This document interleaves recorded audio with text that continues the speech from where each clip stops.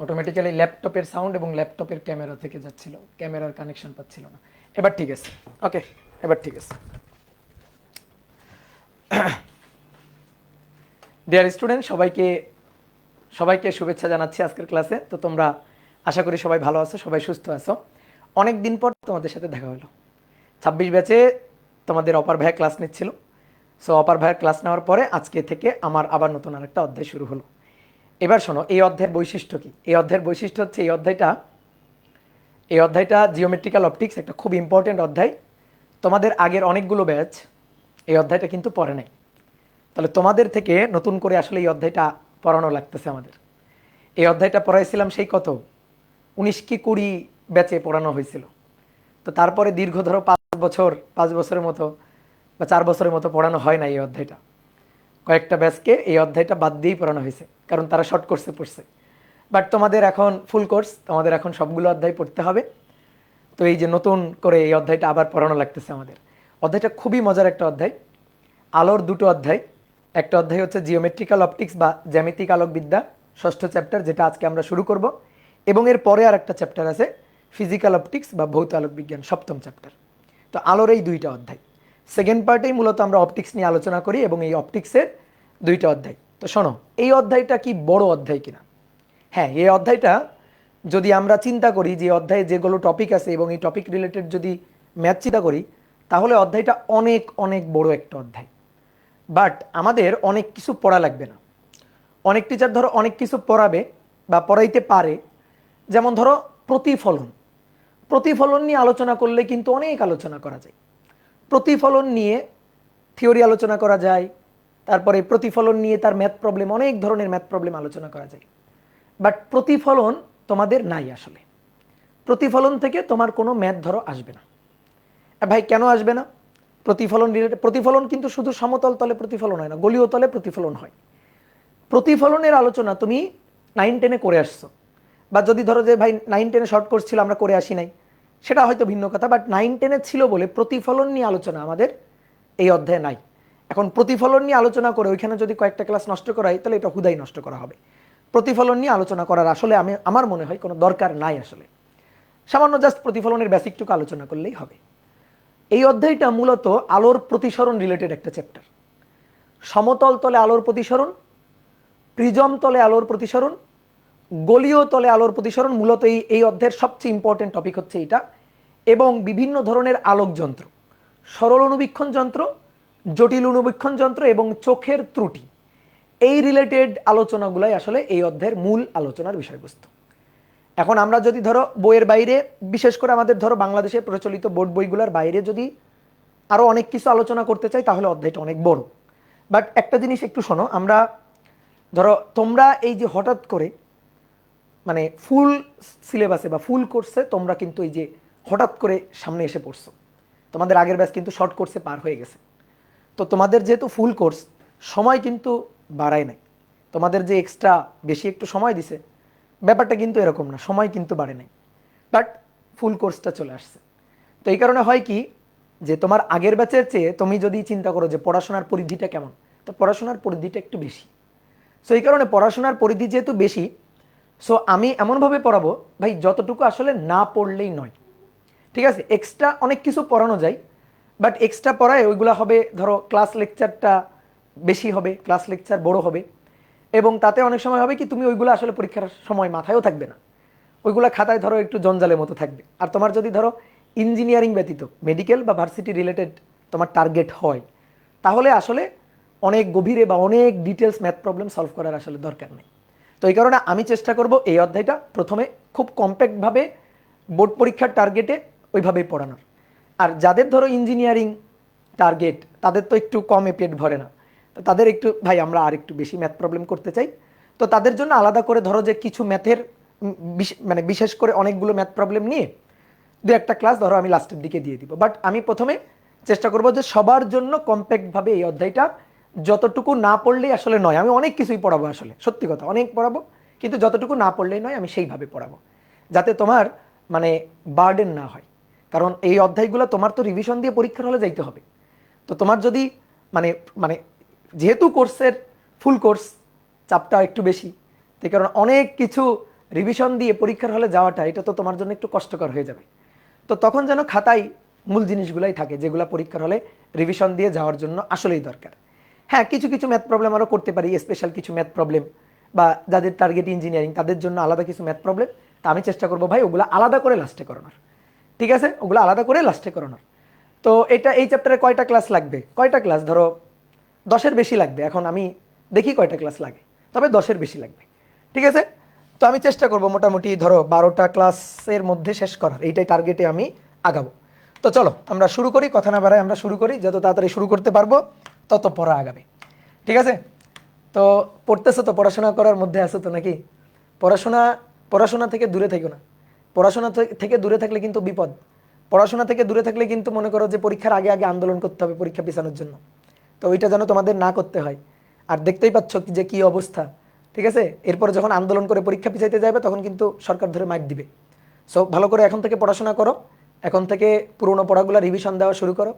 ঠিক আছে, তো চলো আমরা শুরু করি।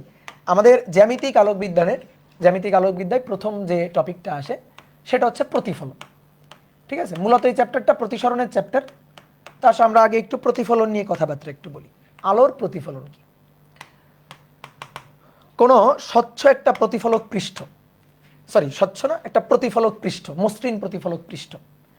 তো আলোকরশ্মি যখন কোনো মসৃণ প্রতিফলক পৃষ্ঠে আপতিত হয়, আপতিত হয়ে আবার একই মাধ্যমে প্রতিফলিত হয়ে ফিরে আসে।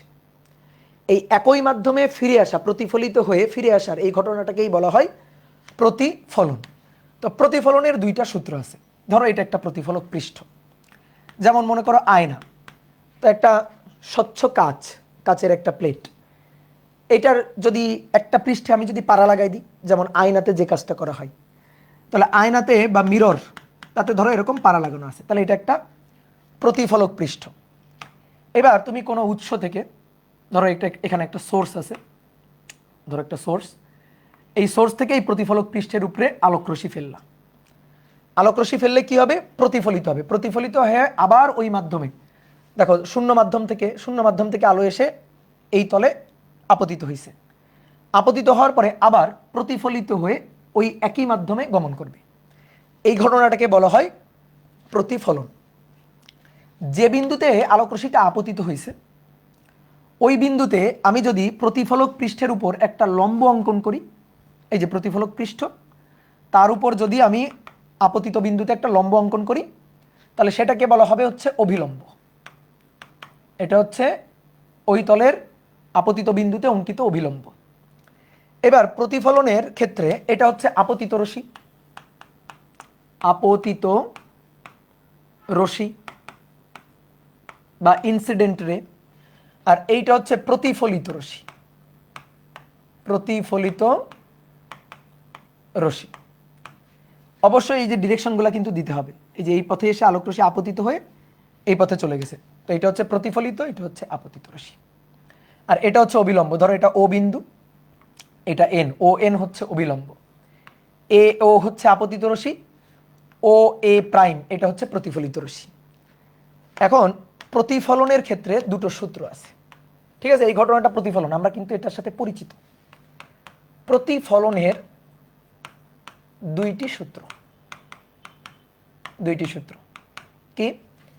1 নম্বর সূত্রটা হচ্ছে আপতিত রশ্মি অভিলম্বের সাথে এই যে কোণটা তৈরি করে এটাকে বলা হয় আপতন কোণ। আপতন কোণকে আমরা আই দিয়ে প্রকাশ করি।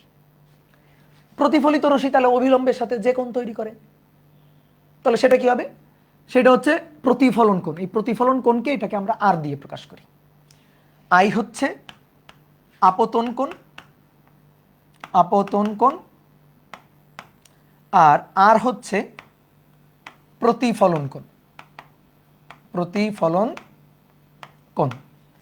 তো প্রতিসরণের সূত্র হচ্ছে আলোকরশ্মি অভিলম্বের সাথে এসে যে কোণে আপতিত হবে, ভাই প্রতিফলিত হওয়ার সময় সেম একই কোণেই প্রতিফলিত হবে। অর্থাৎ আপতন কোণ এবং প্রতিফলন কোণ ও প্রতিফলন কোণ পরস্পর সমান। যে কোণে এসে, ধরো 30 ডিগ্রি কোণে এসে আপতিত হলো, এবার আপতিত হয়ে যখন প্রতিফলিত রশ্মি যাবে, গমন করবে, অবিলম্বের সাথে ওই একই 30 ডিগ্রি কোণ নিয়েই আবার প্রতিফলিত হবে। তাহলে আপতন কোণ আর প্রতিফলন কোণ এরা দুইটা পরস্পর সমান হবে। আই সমান সমান হচ্ছে আর, ঠিক আছে। এরকম কোণ চিহ্ন দিয়েও লেখা হয়, তা আমরা এভাবেও লিখতে পারি আই সমান সমান আর, কোনো সমস্যা নেই, ঠিক আছে, এভাবেও লেখা যায়। তো এই আপতন কোণ এবং প্রতিফলন কোণ এরা পরস্পর সমান, এইটা হচ্ছে প্রতিফলনের প্রথম সূত্র। কেউ যদি তোমাকে বলে প্রতিফলন প্রমাণ করো, তাহলে তুমি ভাই এই সূত্রটা প্রমাণ করে দিবা। এই সূত্রটা প্রমাণ করে দিলে প্রতিফলন প্রমাণ হয়ে গেল। এবার প্রতিফলনের আরেকটা সূত্র আছে, আরেকটা সূত্র হচ্ছে যে বিন্দুতে আলোকরশ্মি আপতিত হয়েছে সেই বিন্দুতে অঙ্কিত অভিলম্ব, আপতিত রশ্মি এবং প্রতিফলিত রশ্মি এরা একই সমতলে থাকবে। তাহলে আপতন বিন্দুতে অঙ্কিত অভিলম্ব, আপতন বিন্দুতে অঙ্কিত অভিলম্ব, অভিলম্ব ও এন, আপতিত রশ্মি, আপতিত রশ্মি, আপতিত রশ্মি হচ্ছে এ ও, এবং প্রতিফলিত রশ্মি, প্রতিফলিত রশ্মি, প্রতিফলিত রশ্মি, প্রতিফলিত রশ্মি কোনটা? ও এ প্রাইম, ও এ প্রাইম একই সমতলে থাকবে, সমতলে থাকবে। ভেক্টর অধ্যায়ে তিনটা ভেক্টর একই সমতলীয় পড়ছিলা, মনে পড়ে? তিনটা ভেক্টর ধরো একই সমতলীয় হবে, একই তলে থাকবে। তো ওরকম ভাবে এই যে তিনটা রে, আপতিত রে, প্রতিফলিত রে এবং অভিলম্ব, এরা সবাই একই সমতলে থাকবে। এই ব্যাপারটা তোমাকে যদি একটু চিত্র এঁকে বুঝাই, একই সমতলে থাকার মানে কি? একই সমতলে থাকা, এইটার মানে কি? এইটার মানে হচ্ছে, দেখো মনে করো এই একটা তল, এই একটা তল আর এই একটা তল, 3D চিত্র, বুঝতে পারতেছ? দেখো দুইটা তল, এই যে দুইটা তল, বোঝা গেছে? এই একটা তল আর এই একটা তল। ধরো ল্যাপটপ, ল্যাপটপ ল্যাপটপ খুলে রাখছো, তাহলে এই একটা তল আর এই একটা তল। এখন মনে করো আলোকরশ্মি এই পয়েন্টে আপতিত হইল, এই যে এই বিন্দুতে আলোকরশ্মি আপতিত হইল। তো ধরো এই তল বরাবর এসে আপতিত রশ্মি এই পয়েন্টে আপতিত হইল। তো এই বিন্দুতে অঙ্কিত অভিলম্ব ধরো এটা, এই যে অঙ্কিত অভিলম্ব। এবার প্রতিফলিত রশ্মি, প্রতিফলিত রশ্মি সেটা কি অন্য কোনো তলে যাবে? সেটা কি ধরো অন্য কোনো তলে থাকবে? ধরো এরকম ভাবে থাকবে, এরকম ভাবে থাকবে? উত্তর হচ্ছে না, এটা হইতে পারে না, এটা সম্ভব না, এটা সম্ভব না। প্রথম কথা হচ্ছে প্রতিফলিত রশ্মি থাকবে একই একই মাধ্যমে এবং সেটা থাকবে একই তলে। তো এইটা দেখো এই দুইটা যে তলে আছে এই কিন্তু অন্য তলে চলে গেছে, তো এইটা হইতে পারে না, এটা কিন্তু একই তলে থাকা না, এটা একই তলে হলো না। এটা ও এন যে তলে, ও এ একই তলে থাকলো, কিন্তু ও এ প্রাইম এটা চলে গেছে অন্য তলে, এটা হইতে পারে না। তো তিনটা একই তলে থাকবে, তার মানে কি? তিনটা একই তলে থাকবে। আমি তোমাকে একটু 3D চিত্র একেই দেখাই। ধরো এইটা, এইটা হচ্ছে একটা তল, এই যে এটা হচ্ছে একটা তল। তো ধরো এইটা হচ্ছে প্রতিফলক পৃষ্ঠ,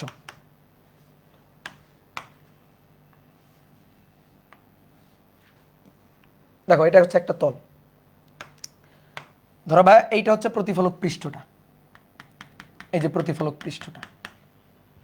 তাহলে প্রতিফলক পৃষ্ঠে এটা ধরো অঙ্কিত অভিলম্ব ও এন, আপতিত রশ্মি হচ্ছে এটা,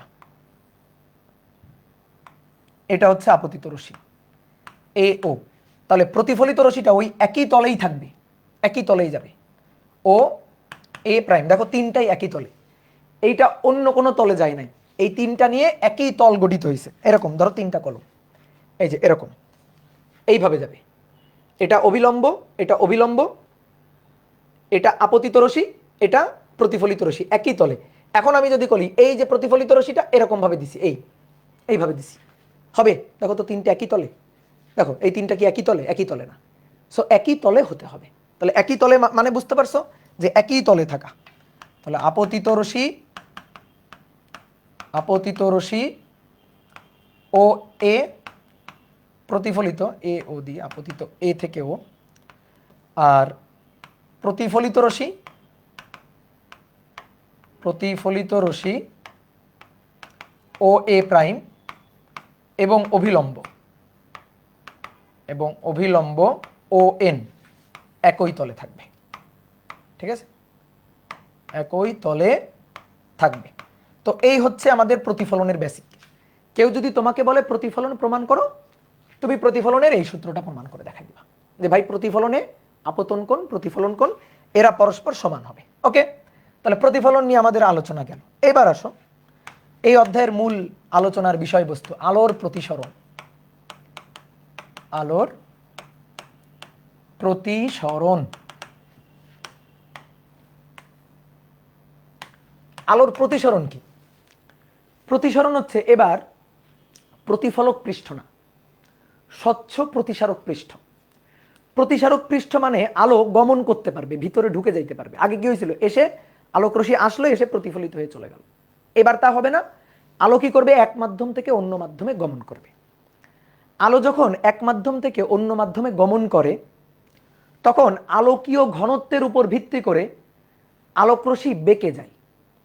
যদি কোনো একটা মাধ্যম, ধরো আগে আইকো না, ধরো এই একটা স্বচ্ছ প্রতিসারক মাধ্যম, ধরো একটা পুরু কাচের প্লেট, এটা হচ্ছে ধরো কাচের পুরুত্বটা।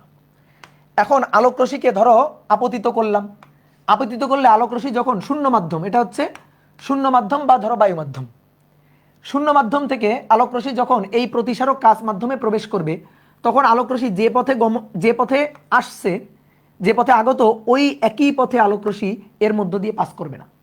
যখনই আলোক রশ্মি এক স্বচ্ছ মাধ্যম থেকে আর একটা স্বচ্ছ মাধ্যমে আলোক রশ্মি যখন প্রবেশ করবে তখন আলোক রশ্মি বেঁকে যাবে। আলোকীয় ঘনত্বের উপর ভিত্তি করে, আলোকীয় ঘনত্বের উপর ভিত্তি করে আলোক রশ্মি বেঁকে যাবে। কখনো বেঁকে দূরে সরে যাইতে পারে, আবার কখনো বেঁকে কাছের দিকেও আসতে পারে। মানে মনে করো এরকম ঘটনা ঘটতে পারে, এইটা হচ্ছে একটা স্বচ্ছ প্রতিসারক পৃষ্ঠ, আলোক রশ্মি আসলো, এসে এই বরাবর যাবে না, তো বেঁকে এদিকেও যাইতে পারে, এদিকেও যাইতে পারে, আবার বেঁকে এদিকেও সরে যাইতে পারে। তো কোন দিকে যাবে এটা নির্ভর করবে বস্তুর বা মাধ্যমের আলোকীয় ঘনত্বের উপর। তো আলোক রশ্মি যখন এক মাধ্যম থেকে অন্য মাধ্যমে গমন করে তখন আলোক রশ্মি বেঁকে যায়। আলোক রশ্মির এই বেঁকে যাওয়ার ঘটনাটাকে বলা হয় আলোর প্রতিসরণ। আলোক রশ্মির বেঁকে যাওয়ার আরো একটা ঘটনা আছে, আরো একটা ঘটনা আছে, যে ঘটনাটা আমরা পরের অধ্যায়ে পড়ব। এই ঘটনাটার নাম হচ্ছে অপবর্তন। আলোক রশ্মি যখন কোনো সরু চির, সরু চির মানে ছিদ্র, চির মানে ছিদ্র, কোনো সরু চিরের মধ্য দিয়ে যখন আলোক রশ্মি আসে, সরু চির বা প্রতিবন্ধকের ধার ঘেঁষে যখন আলোক রশ্মি আসে তখন আলোক রশ্মিও বেঁকে যায়। এই বেঁকে যাওয়ার ঘটনাটা হচ্ছে অপবর্তন। এটা তোমার এখন বুঝতে হবে না, এখন আমাদের আলোচনা অপবর্তন নিয়ে না। আলোর কিছু ফেনোমেনা আছে, কিছু ঘটনা আছে, প্রতিফলন, প্রতিসরণ, বিচ্ছুরণ, অপবর্তন, ব্যতিচার, সমাবর্তন, এরকম কিছু ঘটনা আছে। এই ঘটনাগুলাই আলোর আমরা বিভিন্ন চ্যাপ্টারে আলোচনা করব। তো আমরা অপবর্তন এটা নিয়ে আলোচনা করব, আলোক রশ্মি বেঁকে যাওয়ার একটা ঘটনা অপবর্তন, এটা নিয়ে আলোচনা করব পরের চ্যাপ্টারে। এই চ্যাপ্টারে আলোক রশ্মি এক মাধ্যম থেকে আরেক মাধ্যমে গমনকালে বেঁকে যায়। আলোক রশ্মি যখন এক মাধ্যম থেকে আরেক মাধ্যমে গমনকালে বেঁকে যায়, এই আলোক রশ্মির এই বেঁকে যাওয়ার ঘটনাটা, এটাকেই বলা হয় হচ্ছে প্রতিসরণ। ঠিক আছে, তো এই প্রতিসরণ, এটার ব্যাখ্যাটা আমরা একটু দিই। প্রতিসরণের সূত্র কি বা প্রতিসরণ কিভাবে ঘটে দেখো। ধরো কোনো একটা স্বচ্ছ প্রতিসারক মাধ্যম হচ্ছে এটা, এটা হচ্ছে একটা স্বচ্ছ প্রতিসারক মাধ্যম। ঠিক আছে, আলোক রশ্মি শূন্য মাধ্যম থেকে ধরো এই স্বচ্ছ প্রতিসারক মাধ্যমে প্রবেশ করবে। শূন্য মাধ্যম এটাকে ধরলাম আমি, ধরো এই মাধ্যম, এই মাধ্যম থেকে আলোক রশ্মি বি মাধ্যমে গমন করবে। ঠিক আছে, এই মাধ্যম থেকে বি মাধ্যমে গমন করবে, আলোক রশ্মি এসে আপতিত হলো, এটা হচ্ছে আপতিত রশ্মি। এই বিন্দুতে আমরা অভিলম্ব আঁকি, এটা এ, এটা ও। এই বিন্দুতে অভিলম্ব আঁকি, তাহলে এই তলের সাথে যে তলে আপতিত হয়েছে এটাকে বলা হয় দুই মাধ্যমের বিভেদ তল। এটাকে বলা হয় মাধ্যম দ্বয়ের বিভেদ তল, বিভেদ তল। উপরে এ মাধ্যম, ধরো শূন্য মাধ্যম, আর এটা কাচ মাধ্যম বা ধরো পানি মাধ্যম। দুই মাধ্যম কোথায় সংস্পর্শ হয়েছে, কোথায়, এখানে না, এটাকে বলা হচ্ছে দুই মাধ্যমের বিভেদ তল। তাহলে এটা হচ্ছে দুই মাধ্যমের বিভেদ তল। তাহলে বিভেদ তলে এখানে এসে আলোক রশ্মিটা আপতিত হলো, আর এই বিভেদ তলে যদি আমি লম্ব অঙ্কন করি যে বিন্দুতে আলোক রশ্মি আপতিত হয়েছে, তো সেটা হবে অবিলম্ব, ধরো ও এন, এটা হচ্ছে অবিলম্ব। এবার আলোক রশ্মি দেখো নর্মালি কি হইতো, মাধ্যম যদি চেঞ্জ না করতো, এক মাধ্যম থেকে আরেক মাধ্যমে যদি আলোক রশ্মি গমন না করতো, তাহলে আলোক রশ্মি দেখো সোজা কিন্তু এই বরাবরই চলে যাইতো, সোজা এই বরাবর চলে যাইতো। তো তো কথা হচ্ছে যখন এক মাধ্যম থেকে আলোক রশ্মি অন্য মাধ্যমে গমন করবে তখন আলোক রশ্মি বেঁকে যাবে। যদি ঘন মাধ্যমে প্রবেশ করে বেঁকে অভিলম্বের দিকে সরে আসবে, আর যদি হালকা মাধ্যমে প্রবেশ করে তাহলে বেঁকে অভিলম্ব থেকে দূরে সরে যাবে। ঠিক আছে, তুমি জাস্ট খালি আমার কথাগুলো শোনো, দেখো এক সময় সব বুঝে যাবা। আলোক রশ্মি এই মাধ্যম থেকে এই মাধ্যমে যাচ্ছে, ধরলাম এটা হচ্ছে ঘন মাধ্যম, আলোকীয় ঘন মাধ্যম, এটা একটু বেশি ঘন। শূন্য মাধ্যম থেকে ধরো পানি মাধ্যমে যাচ্ছে, তাহলে আলোক রশ্মি এই বরাবর যাবে না, প্রতিসরণের পরে আলোক রশ্মি কি হবে, আলোক রশ্মি অভিলম্বের দিকে একটু বেঁকে যাবে। দেখো একটু বেঁকে অভিলম্বের দিকে সরে আসছে, এই যে অভিলম্ব, এই অভিলম্বের দিকে আলোক রশ্মি সরে আসছে।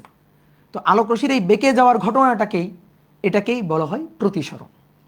এবার এই প্রতিসরিত রশ্মি ধরো আমি নাম দিলাম ও এ প্রাইম, এটা হচ্ছে প্রতিসরিত রশ্মি। আর অভিলম্বের এন ও, এটাকে একটু বর্ধিত করে নাম দিলাম এন প্রাইম, এন ও এন প্রাইম, এটা হচ্ছে অভিলম্ব। তাহলে এবার শোনো, আপতিত রশ্মি এ ও অভিলম্বের সাথে যে কোণ তৈরি করে এটাকে বলা হয় আপতন কোণ আই। আর এইটাকে আমরা এবার কি বলবো, প্রতিফলিত না, এটাকে বলবো প্রতিসরিত রশ্মি, প্রতিসরিত রশ্মি। আর এই প্রতিসরিত রশ্মি অভিলম্বের সাথে যে কোণ তৈরি করবে সেটাকে আমরা বলবো প্রতিসরণ কোণ আর। তাহলে আর হচ্ছে এবার প্রতিসরণ কোণ, আই হচ্ছে আপতন কোণ। তাহলে আই আপতন কোণ আর আর হচ্ছে প্রতিসরণ কোণ। এইবার বলো তো দেখে কি মনে হয়, আপতন কোণ আর প্রতিসরণ কোণ সমান? না, আপতন কোণ প্রতিসরণ কোণ আলাদা। আলোক রশ্মি যদি না বাঁকতো তাহলে আপতন কোণ আর প্রতিসরণ কোণ সমান হতো, যদি না বাঁকতো। কিন্তু আলোক রশ্মি যখনই এক মাধ্যম থেকে অন্য মাধ্যমে গমন করবে তখন আলোক রশ্মি বেঁকে যাবে। আলোক রশ্মির এই এক মাধ্যম থেকে অন্য মাধ্যমে গমনকালে বেঁকে যাওয়ার ঘটনাটাকেই বলা হয় প্রতিসরণ। তাহলে আমরা একটু সংজ্ঞাটা লিখি। আলোক রশ্মি এক স্বচ্ছ মাধ্যম হতে অপর কোনো স্বচ্ছ মাধ্যমে প্রবেশের সময় অপর কোনো স্বচ্ছ মাধ্যমে গমনকালে মাধ্যমদ্বয়ের আলোকীয় ঘনত্বের কারণে বেঁকে যাওয়ার ঘটনাকে, মাধ্যমদ্বয়ের আলোকীয় ঘনত্বের কারণে আলোক রশ্মির বেঁকে যাওয়ার ঘটনাকে প্রতিসরণ বলে। বলো, মুখস্থ করা লাগবে। আলোক রশ্মির বেঁকে যাওয়ার ঘটনাকে প্রতিসরণ বলে। ঠিক আছে, এই হচ্ছে প্রতিসরণের সংজ্ঞা। আলোক রশ্মি এক মাধ্যম থেকে অন্য মাধ্যমে গমন করবে, বেঁকে যাবে, এই বেঁকে যাওয়ার ঘটনাটা প্রতিসরণ। আর কেন বেঁকে যাবে? আলোকীয় ঘনত্বের কারণে। কারণ এই মাধ্যমের আলোকীয় ঘনত্ব যা, এই মাধ্যমের আলোকীয় ঘনত্ব তাই না। তাহলে দুই মাধ্যমের আলোকীয় ঘনত্ব আলাদা হওয়ার কারণে তোমরা দাদা কয়টা ক্লাস লাগবে, আমি একটা কাজ করি, আজকের ক্লাসটা আমি নেওয়া বাদ দিয়ে আমি খালি বলি কয়টা ক্লাস লাগবে। ঠিক আছে, আমি খালি বলতেই থাকি কয়টা ক্লাস লাগবে, বুঝছো? ধরো আমি কোন স্টুডেন্টদের সবচেয়ে অপছন্দ করি, যারা জিজ্ঞেস করে কয়টা ক্লাস লাগবে, এই স্টুডেন্টগুলোর আমি সবচেয়ে অপছন্দ করি। তুমি বলো, তুমি আমার অপছন্দের স্টুডেন্ট হবা? ধরো অপছন্দের লিস্টে, মানে যদি আমাকে জিজ্ঞেস করো ভাই আপনার অপছন্দের জিনিসটা কি, সবচেয়ে অপছন্দ, ধরো তুমি অনেক সময় অনেক কিছু অপছন্দ করো, তো সবচেয়ে অপছন্দের জিনিসটা কি? আমার সবচেয়ে অপছন্দের জিনিসটা হচ্ছে যে স্টুডেন্টগুলো জিজ্ঞেস করে, এগুলার আমার সবচেয়ে অপছন্দের লিস্টে প্রথমে থাকবে যে স্টুডেন্টগুলো জিজ্ঞেস করে, ক্লাস শুরুর আগেই জিজ্ঞেস করে কয়টা ক্লাস লাগবে। আমি প্রথমে বলেও নিছি একবার কয়টা ক্লাস লাগবে, তারপরও খালি দাদা প্লিজ বলেন, দাদা প্লিজ বলেন, দাদা প্লিজ বলেন, কয়টা ক্লাস লাগবে দাদা প্লিজ বলেন। কমেন্ট করবা না পড়বা বলো? ঠিক আছে, কমেন্ট করবা না পড়বা? দেখছো না, 26-এর পোলাপান ভালো না, 27-এর পোলাপানগুলো ভালো, এরা পড়াশোনা করে। ঠিক আছে, দিলা, মনটা খারাপ করে দিলা, আর তোমাদের পড়াইতে আর ভালো লাগবে না। কি পড়াচ্ছিলাম বলো? আলোক রশ্মি এক স্বচ্ছ মাধ্যম থেকে অপর কোনো স্বচ্ছ মাধ্যমে গমনকালে তোমরা একটা কাজ করবা, এরপরে যে এই জিনিসগুলো জিজ্ঞেস করবে, হ্যাঁ, কমেন্টে ওরে ধরে আছাড় দিবা তোমরা। ঠিক আছে,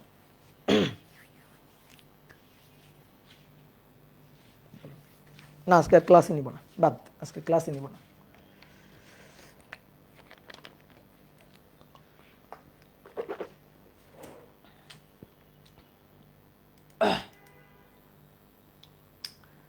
ওকে, ফেসবুকে কমেন্ট বন্ধ করে ফেসবুকেই থাকি, ওয়েব অ্যাপের ক্লাস দেখারই দরকার।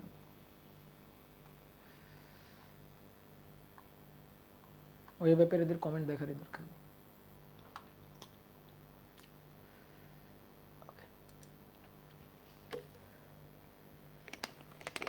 ধরো একবার দুইবার জিজ্ঞেস করে মানুষ, একবার দুইবার কমেন্ট করে, কি করে, কমেন্টটা করছে, করার পরে ওটা কপি করে, কপি করে খালি পেস্ট করতে থাকে, খালি পেস্ট করতে থাকে, খালি পেস্ট করতে থাকে।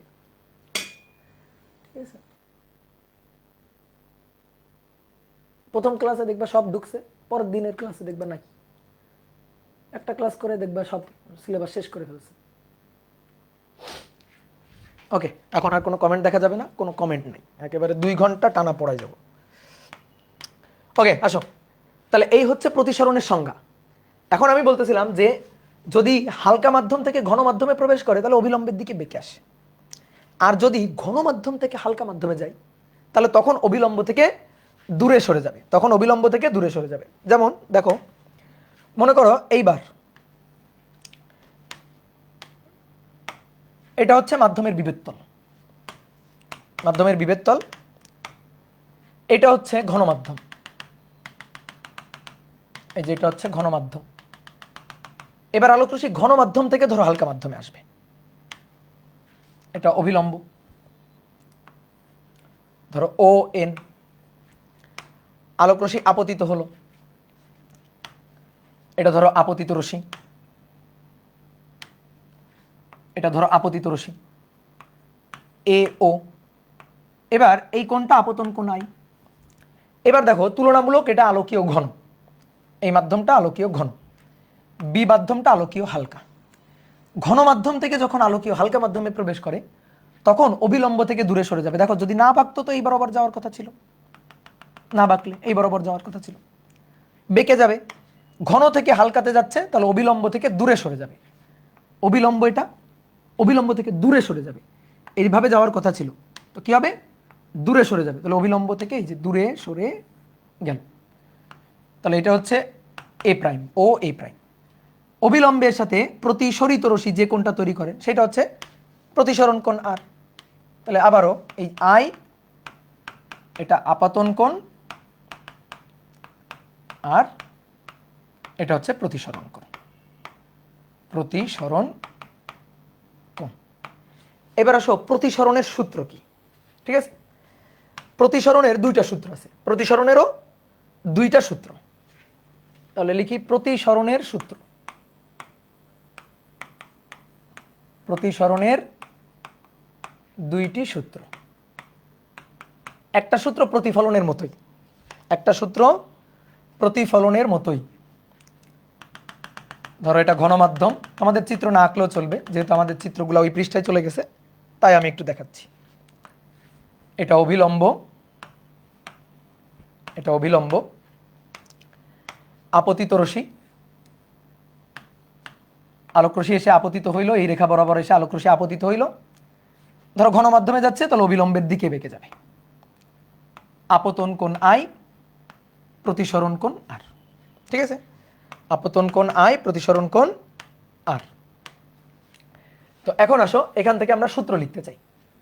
তাহলে আপতন বিন্দুতে অঙ্কিত অভিলম্ব, আপতিত রশ্মি, প্রতিসরিত রশ্মি, এরা তিনটাই একই সমতলে থাকবে।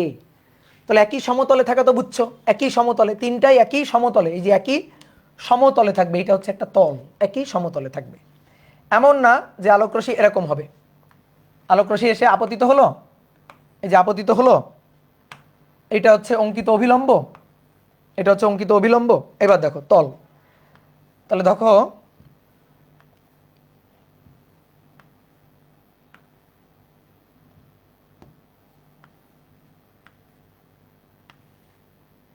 এই, তাহলে ধরো ও এ আপতিত রশ্মি, এটা অঙ্কিত অবিলম্ব, এইটা হয়ে গেল হচ্ছে প্রতিসরিত রশ্মি ও এ, এ প্রাইম। এইটা হবে না, এইটা হইতে পারে না। কি হয়েছে, এই দুইটা যে তলে আছে, দেখো এই দুইটা যে তলে আছে, এইটা অন্য আর একটা তলে চলে গেছে, এটা অন্য আর একটা তলে চলে গেছে, এটা হইতে পারবে না। তাহলে তিনটাই একই তলে থাকতে হবে। তাহলে এটাই হচ্ছে প্রথম সূত্র। তাহলে একটা সূত্র হচ্ছে আপতিত রশ্মি এ ও অঙ্কিত অভিলম্ব এন ও এন প্রাইম এবং প্রতিসরিত রশ্মি ও এ প্রাইম একই সমতলে থাকবে। এইবার আসো সবচেয়ে ইম্পর্টেন্ট সূত্র, যেটা সবচেয়ে ইম্পর্টেন্ট সূত্র, সেটাকে বলা হয় স্নেলের সূত্র। দ্বিতীয় সূত্র থেকে আমরা পাবো এবার স্নেলের সূত্র। তাহলে প্রতিসরণের 2 নম্বর সূত্রটা, যেটা 2 নম্বর সূত্র হচ্ছে, শোনো, আলোক রশ্মি যখন এক মাধ্যম থেকে অন্য মাধ্যমে গমন করে, তখন এই দুই মাধ্যমের নির্দিষ্ট এক জোড়া মাধ্যমের জন্য, দুইটা মাধ্যম মিলে একটা নির্দিষ্ট এক জোড়া মাধ্যম এবং একটা নির্দিষ্ট বর্ণের আলোর জন্য, ধরো আমি সবুজ বর্ণের আলো দিয়ে, লেজার লাইট দিয়ে এক্সপেরিমেন্ট করতেছি, আলোক রশ্মিটার বর্ণ কি, ধরো সবুজ অথবা ধরো লাল, যে কোনো একটা নির্দিষ্ট বর্ণের জন্য এবং নির্দিষ্ট এক জোড়া মাধ্যমের জন্য আপতন কোণের সাইন এবং প্রতিসরণ কোণের সাইন, এদের অনুপাত সর্বদা ধ্রুব সংখ্যা হবে। তাহলে ভালো করে বুঝবা এবার কথাটা। দুই মাধ্যমের বিভেদ তল এটা, ধরো এটা ঘন মাধ্যম,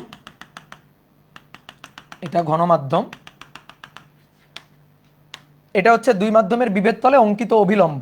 সবাই এবার একটু বোর্ডে থাকো, এবার মূল জিনিস আলোচনা করতেছি আমরা। আলোক রশ্মি ধরো এখানে আপতিত হয়েছিল, এই যে এই একটা আলোক রশ্মি আপতিত হলো, এই যে আপতন কোণটা, এটাকে আমরা বললাম I1, আপতন কোণ I1। তো আলোক রশ্মি দেখো এই বরাবর যাওয়ার কথা ছিল, তো কথা হচ্ছে এই বরাবর যাবে না, বেঁকে যাবে। কোন দিকে বেঁকে যাবে? অভিলম্বের দিকে বেঁকে যাবে। এই যে অভিলম্ব, তার দিকে বেঁকে যাবে, অভিলম্বের দিকে বেঁকে গেল। এই যে এটা, এই কোণটা, এটার নাম দিলাম R1, I1 এর জন্য R1। এইবার তাকাও, যদি আমি আপতন কোণটাকে বাড়ালাম, দেখো আপতন কোণ বাড়ছে, আপতন কোণটাকে বাড়ানোর পরে এই যে কোণটা হইলো, এই কোণটা হচ্ছে I2, এই যে এই কোণটা I2, আপতন কোণ বাড়ছে। আলোক রশ্মি না বাঁকলে এই বরাবর যাওয়ার কথা ছিল, বাঁকবে কোন দিকে? বাঁকবে অভিলম্বের দিকে বাঁকবে। তো অভিলম্বের দিকে বাঁকলো, এই যে অভিলম্বের দিকে বাঁকলো, এই যে কোণটা, এই কোণটা এবার R2। দেখো তো একটা জিনিস খেয়াল করে, আপতন কোণ I1 থেকে I2 হয়েছে, আপতন কোণ বাড়ছে না? বাড়ছে কিনা? বাড়ছে। আপতন কোণ বাড়লে প্রতিসরণ কোণ R1 থেকে R2 হয়েছে, দেখো প্রতিসরণ কোণও বাড়ছে। তুমি যদি আলোক রশ্মিকে আরো এই তলের সাথে আরো কম কোণে, এই তলের সাথে আরো মনে করো কম কোণে হেলায় তুমি আলোক রশ্মিকে যদি আপতিত করো, ধরো এই আর একটা আলোক রশ্মি এই যে আপতিত হলো, দেখো না বাঁকলে এই বরাবর যাওয়ার কথা ছিল, কিন্তু বাঁকবে, বেঁকে এই বরাবর যাবে। তাহলে তখন এই কোণটা হচ্ছে I3, আর তখন এই কোণটা, এইটা হচ্ছে R3। তাহলে আপতন কোণ আরো বাড়ছে, দেখো প্রতিসরণ কোণ সেটাও আরো বাড়ছে। তাহলে আপতন কোণ বাড়ছে, প্রতিসরণ কোণ বাড়ছে। এইবার কি হচ্ছে বলা হচ্ছে, শোনো, যে এক জোড়া নির্দিষ্ট মাধ্যম, ধরো এটা A মাধ্যম, এটা B মাধ্যম, তাহলে এক জোড়া নির্দিষ্ট মাধ্যম এবং একটা নির্দিষ্ট বর্ণের আলোর জন্য। তুমি আবার ভাবো না আমি তিনটা আলো নিয়ে এক্সপেরিমেন্ট করছি, না, একটা বর্ণেরই আলো মানে ভিন্ন ভিন্ন বোঝানোর জন্য, ভিন্ন ভিন্ন আপতন কোণ, ভিন্ন ভিন্ন প্রতিসরণ কোণ বোঝানোর জন্য তিনটা আলাদা কালার দিয়ে আঁকছি। আমি আপতন কোণের মান আস্তে আস্তে বাড়াইছি, দেখো প্রতিসরণ কোণের মানটাও এটাও আস্তে আস্তে বাড়ছে, আপতন কোণের মানটা বাড়ছে, প্রতিসরণ কোণের মানটাও আস্তে আস্তে বাড়ছে। এক জোড়া নির্দিষ্ট মাধ্যমে একটা নির্দিষ্ট বর্ণের আলোর জন্য আপতন কোণের সাইন এবং প্রতিসরণ কোণের সাইনের অনুপাত থাকবে ধ্রুব। এটাই হচ্ছে দ্বিতীয় সূত্র প্রতিসরণের, এটাই মূল সূত্র। তাহলে আমরা এবার একটু লিখে ফেলি। প্রতিফলনে কি ছিল? I = R। প্রতিসরণে এটা সমান হবে না, I আর R সমান হবে না। তাহলে এদের মধ্যে সম্পর্কটা কি হবে? এদের মধ্যে সম্পর্কটা হবে এক জোড়া নির্দিষ্ট নির্দিষ্ট মাধ্যম ও নির্দিষ্ট বর্ণের আলোর জন্য নির্দিষ্ট বর্ণের আলোর জন্য আপতন কোণের সাইন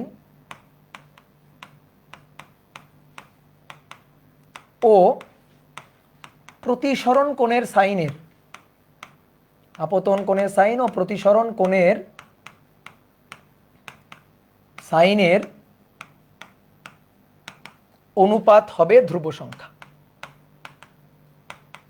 অনুপাত হবে ধ্রুব সংখ্যা। কথা বুঝছো? এইবার এই ধ্রুব সংখ্যাটাকে একটা জিনিস বলে, এই যে ধ্রুব সংখ্যাটা, একে বলা হয় প্রথম মাধ্যম সাপেক্ষে দ্বিতীয় মাধ্যমের প্রতিসারাঙ্ক।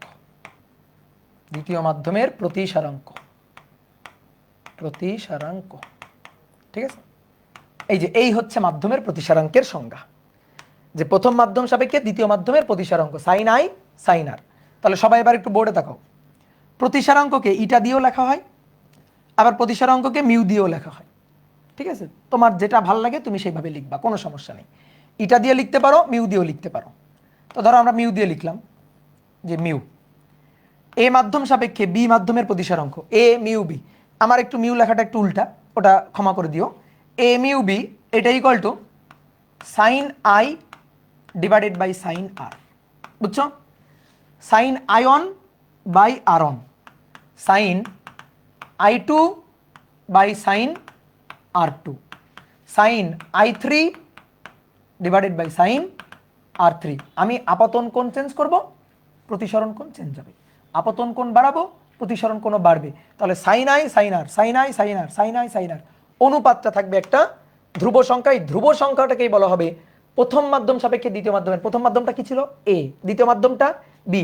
এ মাধ্যম সাপেক্ষে বি মাধ্যমের প্রতিসারাঙ্ক। তাহলে এ সাপেক্ষে বি এর প্রতিসারাঙ্ক এ মিউ বি। এই কথাটার অর্থ হচ্ছে এ সাপেক্ষে বি এর। এই কথার অর্থ প্রথমে কি এ সাপেক্ষে বি এর, যদি বলতাম বি সাপেক্ষে এর তাহলে বি মিউ এ, এটা হইতো। কি কথা বুঝছো? তাহলে আমরা যদি একটাই লিখি এ মিউ বি, তাহলে এটা ইকুয়াল টু কি দাঁড়াবে? Sine i divided by sine r. এটাই হচ্ছে প্রতিসরণের সূত্র। কথা বুঝছো? কেউ যদি এখন তোমাকে বলে প্রতিসরণ প্রমাণ করো, ভাই তুমি এটা প্রমাণ করে দিবা যে আপতন কোণের সাইন আর প্রতিসরণ কোণের সাইনের অনুপাত একটা নির্দিষ্ট মাধ্যমের, নির্দিষ্ট একজোড়া মাধ্যমের জন্য তো ধ্রুবক থাকবে। তো সেই ধ্রুব সংখ্যাটাই হচ্ছে প্রথম মাধ্যম সাপেক্ষে দ্বিতীয় মাধ্যমের প্রতিসারাঙ্ক, অর্থাৎ এ মিউ বি। ধরো তুমি পানির প্রতিসারাঙ্ক বের করবা।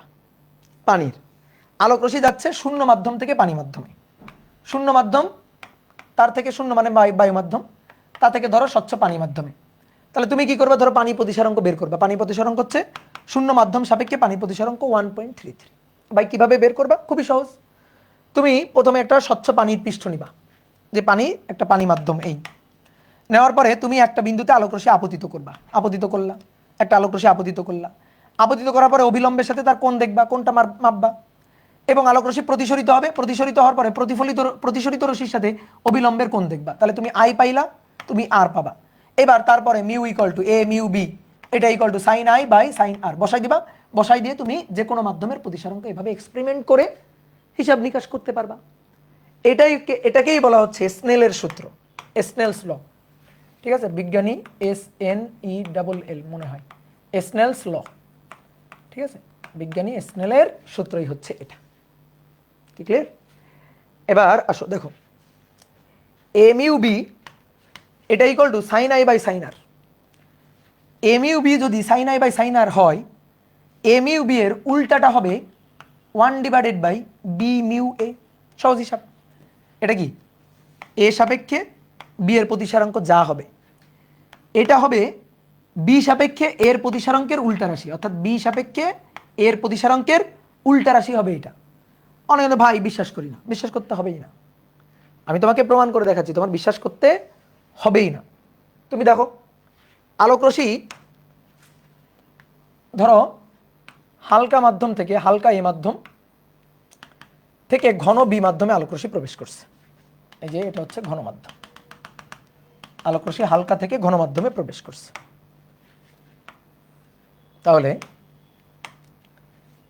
আপতিত রশ্মি, আপতন কোণ আই, আর এটা প্রতিসরিত রশ্মি, এই প্রতিসরণ কোণ হচ্ছে আর। ঠিক আছে, ভালো করে বুঝবা। আলোক রশ্মি যদি আমি এদিক থেকে পাঠাই, আলোক রশ্মিটাকে যদি এদিক থেকে পাঠাই, এদিক থেকে যদি পাঠাই, তাহলে আলোক রশ্মি এই বরাবর গমন করবে। এবার যদি উল্টা কাজটা করি, ধরো টর্চ লাইট এখানে, আলোক উৎস এখানে, আলোক রশ্মিকে যদি আমি এই দিক থেকে পাঠাই, তাহলে এবার ঘন থেকে হালকাতে যাচ্ছে, অবিলম্ব থেকে দূরে সরে যাবে, এই যে অবিলম্ব থেকে দূরে সরে যাবে। তখন এইটা হবে আপতন কোণ, এইটা হবে প্রতিসরণ কোণ। আমি যদি আলোক রশ্মি এদিক থেকে পাঠাই, তাহলে ধরো এই কোণটা 60 ডিগ্রি, তাহলে 60 ডিগ্রি কি আপতন কোণ, প্রতিসরণ কোণ হচ্ছে 30 ডিগ্রি। তাহলে আমি যদি সেম আলোক রশ্মিটাকে এদিক থেকে পাঠাই, তখন এইটা হবে আপতন কোণ 30 ডিগ্রি, তখন প্রতিসরণ কোণটা হবে 60 ডিগ্রি। আমার কথা কি বুঝতে পারছো? ক্লিয়ার? তাহলে এদিক থেকে পাঠাচ্ছি, এটা আপতন কোণ, এটা প্রতিসরণ কোণ, এটা আপতন কোণ, এটা প্রতিসরণ কোণ, তাহলে সবাই একটু বোর্ডে থাকো। এ মাধ্যম থেকে আলোক রশ্মি বি মাধ্যমে যাচ্ছে, তাহলে এ মিউ বি এটা equal to sine i divided by sine R. A mu B equal to sine I by sine r. এবার আসো সেম জিনিসটাই তো শুধু তীর চিহ্ন উল্টায় দেব। এবার আলোক রশ্মি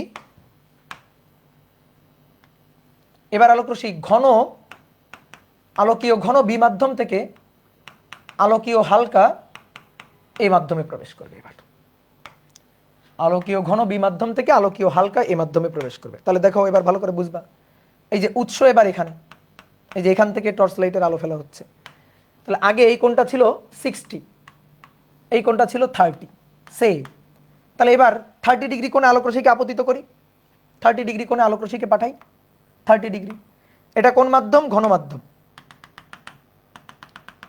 বুঝতে পারতেছ? এটা ঘন মাধ্যম।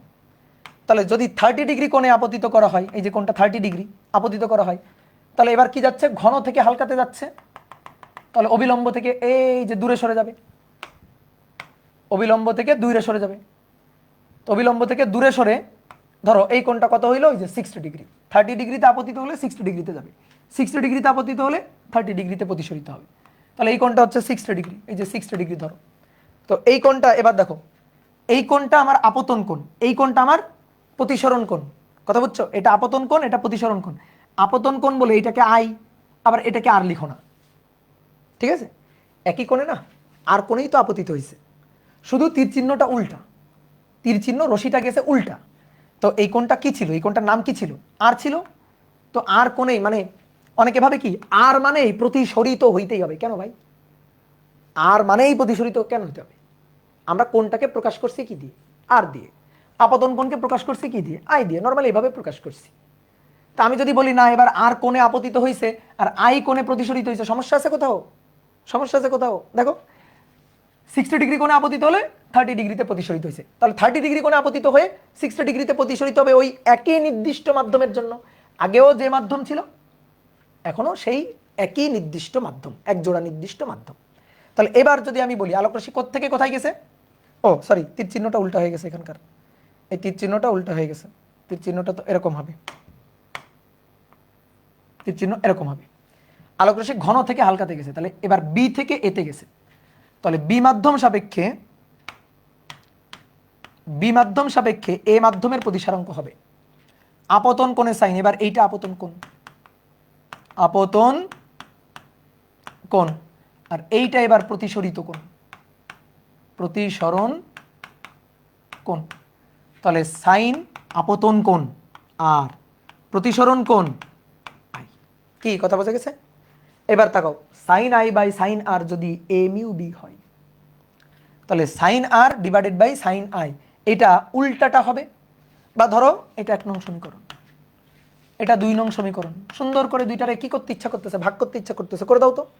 তাহলে 1/2 A mu B, B mu A, equal to sine i divided by sine r, ভাগ এটা, তাহলে ভাগ হচ্ছে উল্টে যাবে, A mu B divided by B mu A, A mu B হ্যাঁ ডিভাইডেড বাই এইটা, তাহলে ভাগ sine r by sine i, কি হলো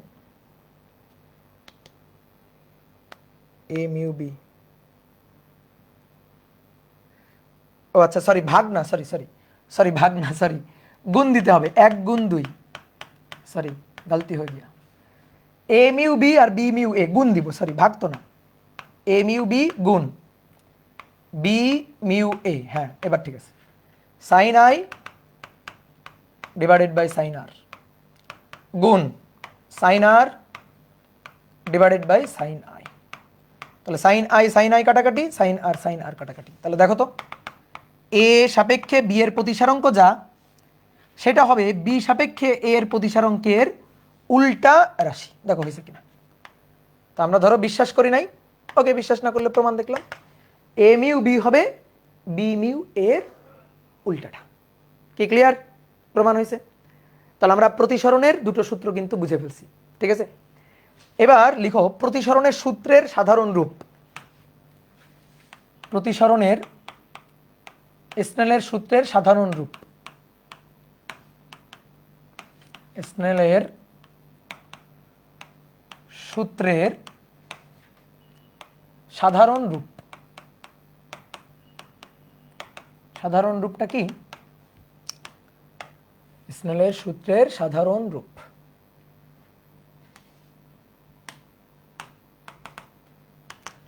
তো এইটা আগে বুঝতে গেলে আমাদের প্রথমে একটা জিনিস লাগবে, সেটা হচ্ছে পরম প্রতিসারাঙ্ক। পরম প্রতিসারাঙ্ক, পরম প্রতিসারাঙ্ক কি জিনিস? দেখো আগে আমরা কি করছি, আপেক্ষিক প্রতিসারাঙ্ক বের করছি। প্রতিসারাঙ্ক না দুই ধরনের হয়, এই যে এখানে আমরা যখন এই যে প্রতিসারাঙ্ক বললাম, প্রথম মাধ্যম সাপেক্ষে দ্বিতীয় মাধ্যমের প্রতিসারাঙ্ক, এটা হচ্ছে প্রথম সাপেক্ষে দ্বিতীয় আপেক্ষিক প্রতিসারাঙ্ক। এটা প্রতিসারাঙ্ক দুই ধরনের হয়, প্রতিসারাঙ্ক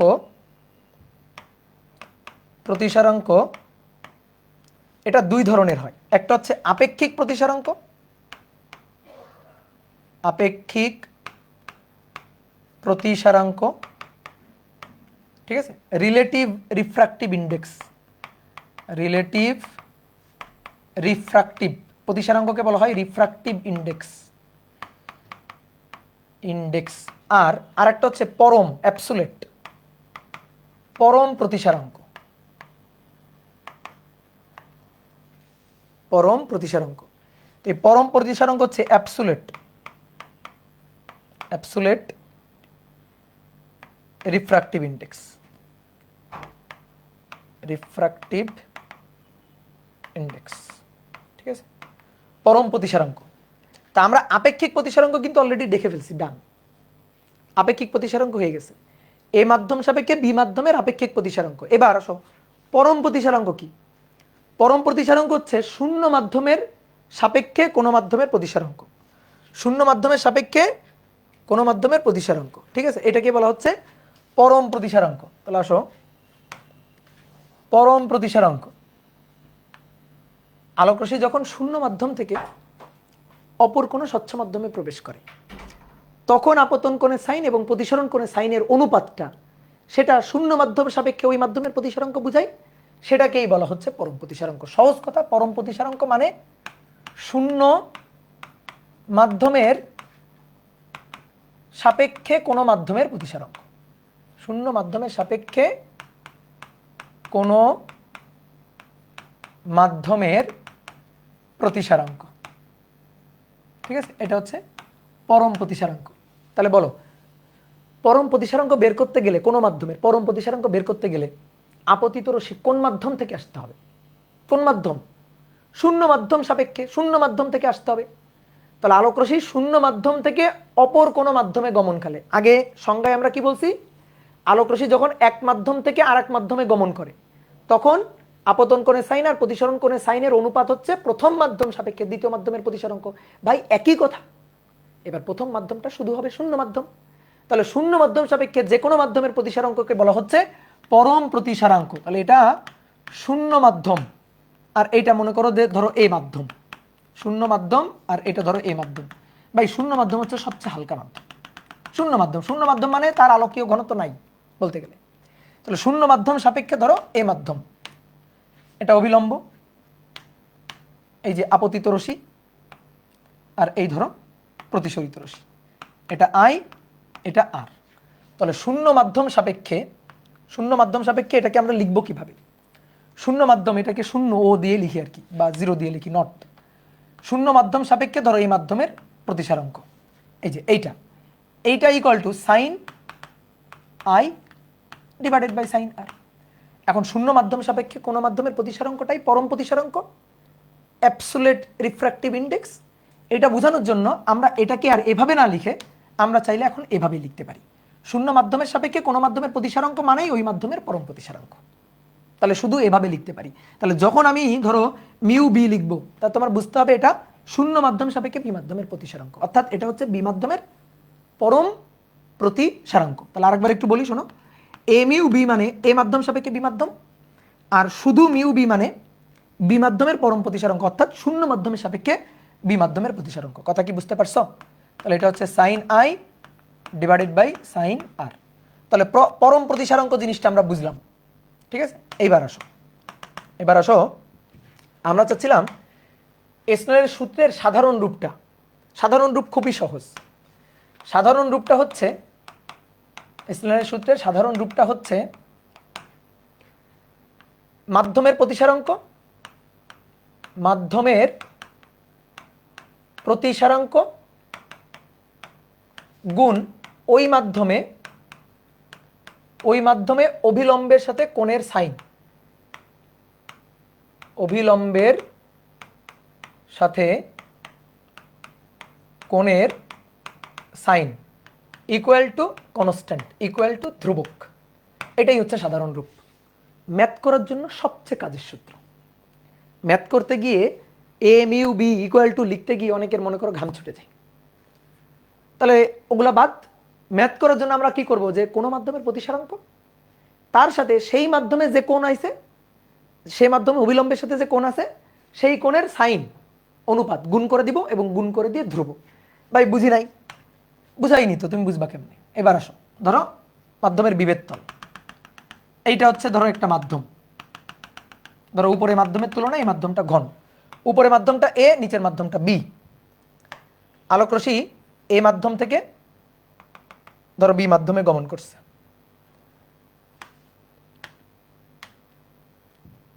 আলোক রশ্মি এ মাধ্যম থেকে ধরো বি মাধ্যমে গমন করবে, আপতিত হলো, এই বরাবর যাওয়ার কথা ছিল, বেঁকে এইদিকে গেল, এই কোণটা আই, এই কোণটা আর। তাহলে দেখো, তাকাও, এ মিউ বি, এ মাধ্যম সাপেক্ষে বি মাধ্যমের প্রতিসারাঙ্ক, এইটা equal to sine i divided by sine r. এইবার শোনো, আপাতত বিশ্বাস করো, আমি একটু পরে প্রমাণ দেখাচ্ছি। এ মিউ বি এইটা মানে শেষে কোনটা বি, আগে কোনটা এ। এ মিউ বি মানে শেষ মাধ্যমের পরম প্রতিসারাঙ্ক, দ্বিতীয় মাধ্যমের পরম প্রতিসারাঙ্ক ডিভাইডেড বাই প্রথম মাধ্যমের পরম প্রতিসারাঙ্ক, ঠিক আছে?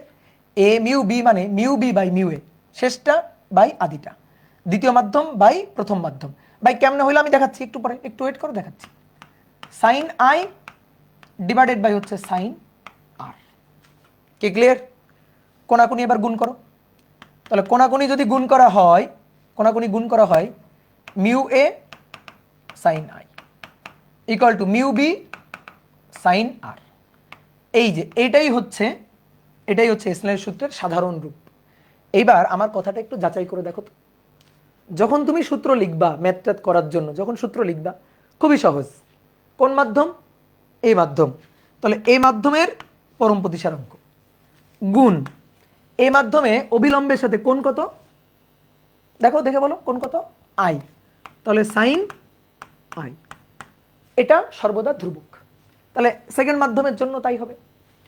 দ্বিতীয় মাধ্যমটা বি মাধ্যম, তাহলে তার পরম প্রতিসারাঙ্ক মিউ বি। দ্বিতীয় মাধ্যমে অবিলম্বের সাথে কোণ কত, এই যে অবিলম্ব, তার সাথে প্রতিসরিত রশ্মির কোণ কত, কোণ হচ্ছে আর, তাহলে তার সাইন তাহলে গুণ তার সাইন সাইন আর, দেখো তো তাই হয়েছে না? Mu A sine i equal to mu B sine r, mu A sine i equal to mu B into sine r. এই যে এটাই হচ্ছে স্নেলের সূত্রের সাধারণ রূপ। স্নেলের সূত্রের সাধারণ রূপ, বুঝতে পারছো? ক্লিয়ার? এটাই স্নেলের সূত্রের সাধারণ রূপ। তো ম্যাথ করার সময় এটা খুব কাজে লাগবে। তো সূত্রগুলো বক্স করে রাখো, ম্যাথ যখন করব তখন তো আমরা দেখবই। কি ক্লিয়ার? তাহলে পরম প্রতিসারাঙ্ক শিখলাম, আর স্নেলের সূত্রের সাধারণ রূপটা পাইলাম। সাধারণ রূপটা কি? কোনো মাধ্যমের প্রতিসারাঙ্ক আর ওই মাধ্যমেই অবিলম্বের সাথে রশির কোণ, আলোক রশির কোণ, তার সাইনের গুণফল ধ্রুবক। Mu A sine i, mu B sine r, গুণফল ধ্রুবক। এটা আছে স্নেলের সূত্রের সাধারণ রূপ, ম্যাথ করার জন্য অনেক কাজে লাগবে। এইবার তুমি বলতে পারো ভাই এ মিউ বি এটা equal to mu B by mu A, এটা আপনার কে বললো? এটা তো মিউ এ বাই মিউ বিও হইতে পারতো। হ্যাঁ, গুড গুড কোশ্চেন। এইটা কিভাবে আসলো, কোত্থেকে আসলো? দেখো, পরপর দুটি বা তারও অধিক, দুটি বা তারও অধিক অধিক প্রতিসারক তলে আলোর প্রতিসারণ, প্রতিসারক তলে পরপর দুটি বা তারও অধিক সমান্তরাল, পরস্পরের সাথে সমান্তরাল প্রতিসারক তলে আলোর প্রতিসরণ,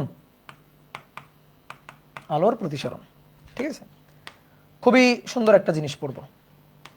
ধরো অনেকগুলো মাধ্যম আছে, ধরো অনেকগুলো মাধ্যম আছে, তো সেই মাধ্যমগুলার স্তর এরকম পরপর আছে, বিভেদ তলগুলা পরস্পরের সাথে সমান্তরাল আছে, বিভেদ তলগুলা পরস্পরের সাথে সমান্তরাল। এই যে ধরো আমরা এখানে মাধ্যম নিলাম, এই যে এ একটা মাধ্যম, ধরো এটা হচ্ছে এ মাধ্যম, এ মাধ্যম, বি মাধ্যম, সি মাধ্যম, তারপরে আবার গিয়ে এ মাধ্যম। মানে ঘটনাটা কি ঘটছে, ধরো এটা হচ্ছে একটা কাচের প্লেট, কাচ, তারপরে আছে একটা পানির স্তর, এই যে পানি। তো আলোকরশ্মি শূন্য মাধ্যম থেকে কাচ মাধ্যমে প্রবেশ করবে, তারপরে কাচ মাধ্যম থেকে পানি মাধ্যমে প্রবেশ করবে, তারপরে পানি থেকে আবার নির্গত হবে কোথায়? বাতাসে বা শূন্য মাধ্যম। তাহলে উপরে যে মাধ্যম, একেবারে উপরে যে মাধ্যম, একেবারে নিচেও কিন্তু সেই একই মাধ্যম। কথা বুঝছো? তাহলে এই একটা স্বচ্ছ প্রতিসারক স্তর, তার নিচে আর একটা স্বচ্ছ প্রতিসারক স্তর। তো আলোকরশ্মি শূন্য মাধ্যম থেকে পরপর এই দুইটা স্বচ্ছ প্রতিসারক মাধ্যম, যাদের বিভেদ তলগুলা পরস্পর সমান্তরাল, আপতিত হয়ে আবার নির্গত হবে কোথায়? আবার নির্গত হবে হচ্ছে শূন্য মাধ্যমে, অর্থাৎ এই মাধ্যম থেকে আবার যাচ্ছে কোথায়? এই মাধ্যমে। তাহলে এরকম পরপর বিভেদ তল আঁকবো, ভিন্ন ভিন্ন ভিন্ন ভিন্ন মাধ্যম, একেবারে উপরে যে মাধ্যম একেবারে নিচেও হবে সেই মাধ্যম, এই মাধ্যম, নিচেও হবে কি? এই মাধ্যম। কি কথা কি বুঝছো? পানির স্তর, কাচের স্তর আছে, আলোকরশ্মি আপতিত হলো কোত্থেকে? শূন্য মাধ্যম থেকে। এবার প্রতিসরণের পর আবার নির্গত হবে কোথায়? শূন্য মাধ্যমে। তাহলে একেবারে উপরেও যে মাধ্যম, একেবারে নিচেও সেই মাধ্যম, এই কারণে এটাকে ধরলাম এ। তাহলে একেবারে নিচেও কি? এই। এবার মনে করো এইটা হচ্ছে এটার তুলনায় একটু ঘন, এই যে এটা একটু ঘন, ঠিক আছে? এবার আসো এর তুলনায় এইটা আর একটু বেশি ঘন, ধরো এটা আরো বেশি ঘন, এটা অন্য আর একটা মাধ্যম। আচ্ছা, অন্য মাধ্যম তাহলে অন্যভাবে দেখে, এটা অন্য আর একটা মাধ্যম, এইটা ধরো তুলনামূলক আরো বেশি ঘন, আর তারপরে এটা তো শূন্য মাধ্যম বা এই মাধ্যম। এরকম দুটো মাধ্যম আছে। বিভেদ তলগুলা পরস্পর সমান্তরাল, এই একটা, এই একটা, এই একটা, এগুলা কি? বিভেদ তল। তাহলে বিভেদ তলগুলা পরস্পর সমান্তরাল, ভালো করে এই কথাটা বুঝবা। বিভেদ তল পরস্পর সমান্তরাল না হলে কিন্তু এই সূত্র খাটবে না, এই কারণে এই কথাটা বলা হয়েছে, এই যে সমান্তরাল। বিভেদ তল গুলো পরস্পর সমান্তরাল, বিভেদ তলগুলো পরস্পর সমান্তরাল। আসো, আলোকরশ্মি ধরো আপতিত হলো, আলোকরশ্মি আপতিত হলো, এই মাধ্যম থেকে আলোকরশ্মি এসে আপতিত হয়েছে, এই পয়েন্টে ধরো আপতিত হলো আলোকরশ্মি।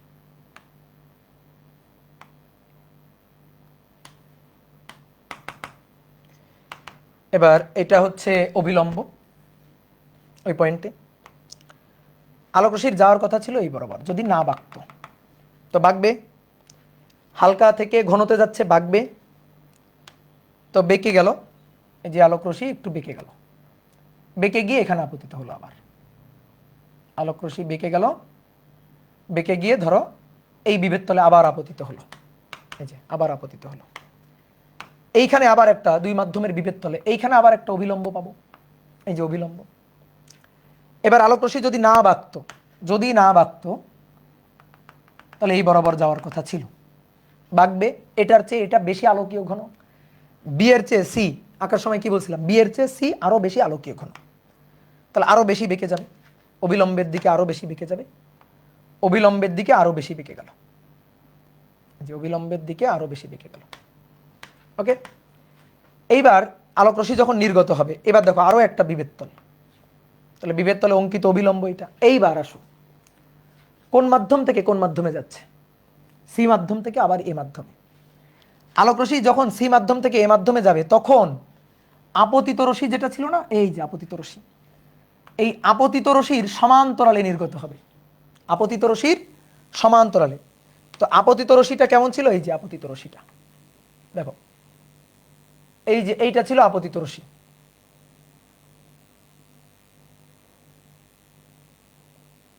তো যখন নির্গত হবে তখন আপতিত রশ্মির সমান্তরালে নির্গত হবে, এই যে আপতিত রশ্মি এটা, এবার যখন নির্গত হবে তখন আপতিত রশ্মি সমান্তরালে, এই যে এই রশ্মিটার সমান্তরালে নির্গত হবে, সমান্তরালে নির্গত হবে, বুঝছো, সমান্তরালে নির্গত হবে। তাহলে ভাই দেখো একদিকে তাকাও, তাকাও, এই কোণটা ছিল I1, I1, এই কোণটা ছিল R1, আপতন কোণ প্রতিসরণ কোণ। সবাই বোর্ডে তাকাও, এবার ভালো করে বুঝো, আপতন কোণ প্রতিসরণ কোণ। এবার চিন্তা করো, এই মাধ্যমের বিভেদ তলে, এই যে এখানে এই কোণটা আপতন কোণ, এই কোণটা প্রতিসরণ কোণ, কিন্তু এই আপতন কোণটা R1, দেখো এই R1, এটা এটা R1 হলে এটা R1, এই যে এই দুইটা পরস্পরের একান্তর কোণ, এটা R1, এটা R1, কি ক্লিয়ার, বোঝা গেছে? এবার এটা R1 হলে এটা তো R1 না অবশ্যই, তাহলে এটা কি নাম দিলাম R2। এবার এই যে এই মাধ্যমের বিভেদ তলে, এই দুই মাধ্যমের বিভেদ তলে এখানে এটা আপতন কোণ আর এইটা প্রতিসরণ কোণ, এটা আপতন কোণ, এটা প্রতিসরণ কোণ, এই কোণটা কত, এই কোণটা R2, এটা যদি R2 হয় এটা R2। তাহলে এবার দেখি তোমার কেমন বুদ্ধি বলো, আমি আরেকবার বলি, এটা I1, এটা R1, এটা R1 হলে এটা R1, আর এটা R1 হয়ে এই মাধ্যমে যখন যাচ্ছে তখন আবার অবিলম্বের দিকে বেঁকে গেছে, নতুন করে কোণ R2, এটা R2 হলে এটা R2 একান্তর কোণ। এবার যখন নির্গত হলো এটা R2, এই কোণটা, এইটা হচ্ছে এই মাধ্যমে, এখানে আপতন কোণ, এটা এটা হচ্ছে প্রতিসরণ কোণ, আপতন কোণ প্রতিসরণ কোণ, এই যে তীর চিহ্নগুলো দেখবা, আপতন কোণ প্রতিসরণ কোণ। এবার এই কোণটা কত হবে বলো, করো, কমেন্ট করো, কত হবে? I1ই হবে, I1ই হবে। আপতন কোণ কত ছিল একেবারে এখানে, আপতন কোণ কত ছিল I1, ওই কোণেই আবার নির্গত হবে, ওই কোণেই আবার নির্গত হবে, তাহলে লাস্টে প্রতিসরণ কোণ এটাই হবে। কেন? কারণ এই যে আপতিত রশ্মিটা আর নির্গত রশ্মি, এই যে এটা হচ্ছে নির্গত রশ্মি, এটা নির্গত রশ্মি, তো আপতিত রশ্মি এবং নির্গত রশ্মি এরা পরস্পরের সমান্তরাল হবে, এটা আপতিত রশ্মি, এটা আপতিত, এই আপতিত রশ্মি এবং নির্গত রশ্মি এরা পরস্পরের সমান্তরাল হবে। তো এই আপতিত রশ্মি আর নির্গত রশ্মি যদি পরস্পরের সমান্তরাল হয়, ভালো করে বোর্ডে তাকাও, যদি সমান্তরাল হয় তাহলে দেখো এই যে এরা পরস্পরের সমান্তরাল, বুঝছো? এই যে ধরো সমান্তরাল পুরোপুরি দেখাইতে, আচ্ছা একটু বেঁকে যাবে এদিকে, এই যে এটা পরস্পরের সমান্তরাল, এই যে আঁকলাম। তাহলে যদি সমান্তরাল হয় দেখো, কেন এই কোণটা I1 হলে এটাও I1, দুটো সমান্তরাল রশ্মি না, এই একটা সমান্তরাল রশ্মি। তো সমান্তরাল রশ্মি যদি হয়, দেখো তাকাও, সমান্তরাল রশ্মি যদি হয় এই যে লম্ব, এই যে লম্ব লম্ব, তাহলে এই কোণটা যা, এই কোণটাও তাই, এই কোণটা যা I1, এই কোণটাও তাই I1, আবার এই কোণটা যা, এই কোণটাও তাই। কি কথা কি বুঝছো? এই যে এই কোণটাও তাই, তাহলে এটা I1 হলে এটা I1, এটা I1 হলে এই যে এই কোণটা I1, কারণ এই দুইটা পরস্পরের সমান্তরাল রশ্মি। তাহলে বুঝলাম এইটুকু। এইবার আসো এখানে আমরা একটু সূত্র লিখব। কি সূত্র?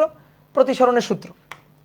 তো প্রতিসরণের সূত্র যদি লিখি, আসো প্রথমে এ মাধ্যম সাপেক্ষে বি মাধ্যমের প্রতিসরণ এ মিউ বি, এ মাধ্যম থেকে বি মাধ্যমে গেছে, তাহলে A mu B equal to sine আপতন কোণ প্রতিসরণ কোণ, তাহলে sine i one divided by sine r one. এবার এই দ্বিতীয় বিভেদ তলে এই যে বি এবং সি এদের বিভেদ তলে এইখানে আপতন কোণ প্রতিসরণ কোণ, তাহলে কোন মাধ্যম থেকে কোন মাধ্যমে গেছে, বি থেকে সিতে, তাহলে বি মিউ সি, তাহলে sine r one divided by sine r two, sine r one divided by sine r two. এবার তারপরে এই বিভেদ তলে এখানে বলো এখানে কি হবে, সি মাধ্যম থেকে এ মাধ্যমে গেছে, তাহলে সি মাধ্যম থেকে এ মাধ্যমে, সি থেকে এ মাধ্যমে সাইন আর2 ডিভাইডেড বাই সাইন আই1 হয়েছে। বলো এগুলাকে কি করতে ইচ্ছা করতেছে, গুণ করতে। তাহলে আসো তো পরপর গুণ করি, এ মিউ বি দেখি একটু গুণ করে দেখি কি পাওয়া যায়, এ মিউ বি গুণ বি মিউ সি গুণ সি মিউ এ, তাহলে সাইন আই1 বাই সাইন আর1 গুণ সাইন আর1 সাইন আর2 গুণ সাইন আর2 সাইন আই1। এইবার দেখো মজা লেগে যাবে, মজার কাটাকাটি, সাইন আই1 কাটা, সাইন আর1 সাইন আর2 কাটা, তাহলে পড়ে থাকলো কি, পড়ে থাকলো 1। তাহলে সুন্দর আর একটা সূত্র আমরা শিখে গেলাম, সুন্দর আর একটা সূত্র হচ্ছে এ মিউ বি গুণ বি মিউ সি গুণ সি মিউ এ ইকুয়াল 1, বুঝছো। এবার আসো শর্টকাটে তোমাকে সূত্র লেখা শেখায়। শর্টকাটে হচ্ছে কি, পর অনেকগুলো মাধ্যম থাকবে, সমান্তরাল বিভেদতল থাকবে, তুমি কি করবা, একেবারে শুরুতে যে মাধ্যম একেবারে শেষে সেই মাধ্যম থাকা লাগবে, এ মাধ্যম এইভাবে পরপর লিখে যাবা, A mu B, B mu C, C mu D, D mu E, E mu F, F mu A, অর্থাৎ লাস্টে গিয়ে আবার কি হবে, এ মাধ্যম থেকে এ মাধ্যম, প্রথমে এ মাধ্যম এইভাবে গুণ হয়ে A mu B, B mu C, C mu A, এইভাবে লাস্টেও আবার শেষ মাধ্যম, এরকম যদি হয় পরপর প্রতিসারাঙ্ক আপেক্ষিক প্রতিসারাঙ্ক গুণ করবা, গুণফল হবে 1, বুঝতে পারছো, গুণফল কি হবে 1। যদি এরকম অনেকগুলো মাধ্যম থাকে, আমি তো এখানে কয়টা 1 2 3 4 বা 1 2 3 আসলে 3টা মাধ্যম দিয়ে দেখাইছি, তাহলে তুমি কি হবে, প্রথমে যে মাধ্যম লাস্টে সেই মাধ্যম হইতে হবে, এ মিউ বি, তারপর বি মিউ সি, তারপর সি মিউ ডি, তারপর ডি মিউ এফ, তারপর এফ মিউ লাস্টে গিয়ে dot dot dot dot dot dot লাস্টে গিয়ে আবার ধরো এ, তাহলে গুণফল কত হবে, গুণফল হবে 1। এ থেকে শুরু, মাথায় রাখবা, যে মাধ্যম থেকে শুরু ঘুরে আবার সেই মাধ্যমে গিয়ে শেষ হইতে হবে, তাহলে এভাবে পরপর গুণ করে কি পাবা, গুণ করে পাবা 1। কি বুঝছো, বুঝতে পারছো, ক্লিয়ার, ওকে। যদি ক্লিয়ার হয় তাহলে দেখো তো, দেখো এখানে মাধ্যম হচ্ছে দুটো, এ মাধ্যম আর এইটা হচ্ছে এই যে বি মাধ্যম, ধরো একটা কাচের একটা পুরুত্ব, ধরো এটা কাচের একটা পুরুত্ব,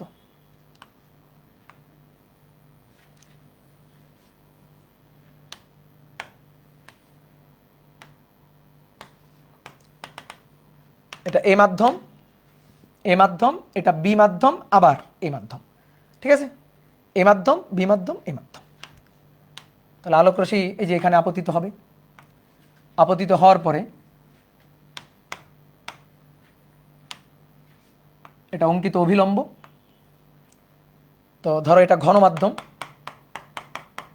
এটা ঘন মাধ্যম আলোকীয় ঘন, তাহলে আলোক রশ্মি অভিলম্বের দিকে এই যে বেঁকে যাবে, তারপরে এখানে আবার একটা অবিলম্ব, এবার যখন আবার নির্গত হবে, এবার কি হচ্ছে, ঘন থেকে হালকা যাচ্ছে, তাহলে আবার অবিলম্ব থেকে দূরে সরে যাবে,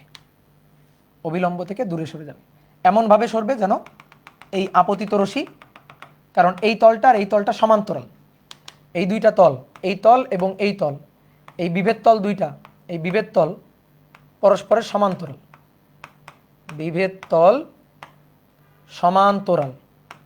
তো বিভেদ তল যদি সমান্তরাল হয় তাহলে আপতিত রশ্মি, এই যে এই রশ্মিটা আপতিত ছিল, আপতিত রশ্মি, আপতিত রশ্মি এবং নির্গত রশ্মি, এটা নির্গত রশ্মি, এটা নির্গত রশ্মি। তো বিভেদ তল যদি পরস্পরের সমান্তরাল হয়, বিভেদ তল সমান্তরাল হলে আপতিত রশ্মি ও নির্গত রশ্মি পরস্পরের সমান্তরাল থাকবে, অন্যথায় কিন্তু না। আপতিত রশ্মি ও নির্গত রশ্মি পরস্পর সমান্তরাল থাকবে, পরস্পর সমান্তরাল থাকবে। তাই হয়েছে, এই যে এটা আপতিত রশ্মি, এই যে আপতিত রশ্মি এবং এটা হচ্ছে নির্গত রশ্মি, এরা পরস্পরের সমান্তরাল থাকবে। এই কোণটা আই, এই কোণটা আর, এটা আর হলে এটা আর, আর এটা আই হলে এই যে এটা হচ্ছে আই। কি ক্লিয়ার? তাহলে এখন আসো দেখো, এবার খুব ভালো করে শোনো। এ মাধ্যমটাকে আমরা বললাম এটা এ মাধ্যম মানে শূন্য মাধ্যম, ধরো এটা ধরো শূন্য মাধ্যম, এটা বি মাধ্যম, এটা শূন্য মাধ্যম, এটা ধরো বি মাধ্যম, আর এইটা এইটা হচ্ছে শূন্য মাধ্যম।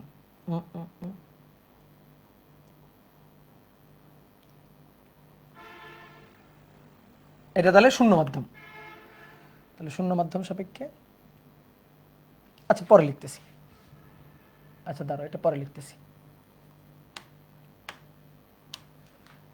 এ মাধ্যমই ধরি প্রথমে, ধরো এ মাধ্যম, বি মাধ্যম, এ মাধ্যম। তাহলে এ মাধ্যম সাপেক্ষে বি মাধ্যমের প্রতিসারাঙ্ক A mu B sine I by sine r, আর বি মিউ এ, এই যে বি থেকে এতে, তাহলে বি মিউ এ আপতন কোণ প্রতিসরণ কোণ sine r by sine i. দাও এবার গুণ করে দাও, এ মিউ বি গুণ বি মিউ এ, এটা equal to sine i divided by sine r গুণ sine R divided by sine i. তাহলে এইটা এটা কাটাকাটি, এইটা এটা কাটাকাটি, দেখো এই যে A mu B equal to B mu এটাকে এই পাশে নিয়ে যাই, এ মিউ বি এটা বি মিউ এ, তো বি মিউ এটাকে এই পাশে নিয়ে যাই, তাহলে 1 divided by B mu A. দেখো এই প্রমাণটা আগে একবার দেখাইছি, এখন আরেকবার দেখালাম। এই প্রমাণটা আগে একবার দেখানো হয়েছে, এখন আরেকবার ধরো দেখালাম, এই যে প্রমাণটা দেখাই দিলাম, ঠিক আছে? এই যে এখানে কিন্তু হয়ে গেল।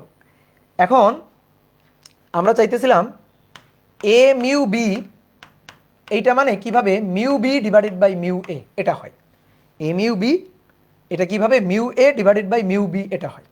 তো এইটা আমরা একটু দেখাইতে চাই, ঠিক আছে? তোলো এটা একটু তোলো, তোলা হয়েছে?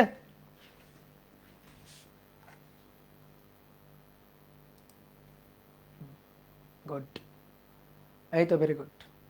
কি আর কোনো উল্টাপাল্টা কমেন্ট করছো? এই যে ওই ব্যাপে আসলাম কিন্তু আরেকবার,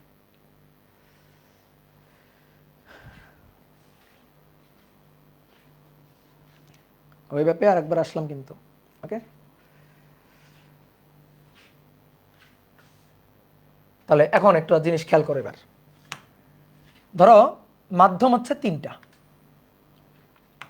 শূন্য মাধ্যম, এ মাধ্যম, বি মাধ্যম, আবার ধরো শূন্য মাধ্যম, ঠিক আছে? এখন কিন্তু আর অত চিত্র আঁকবো না, এখন আর অত চিত্র আঁকবো না, শূন্য মাধ্যম, এই যে শূন্য।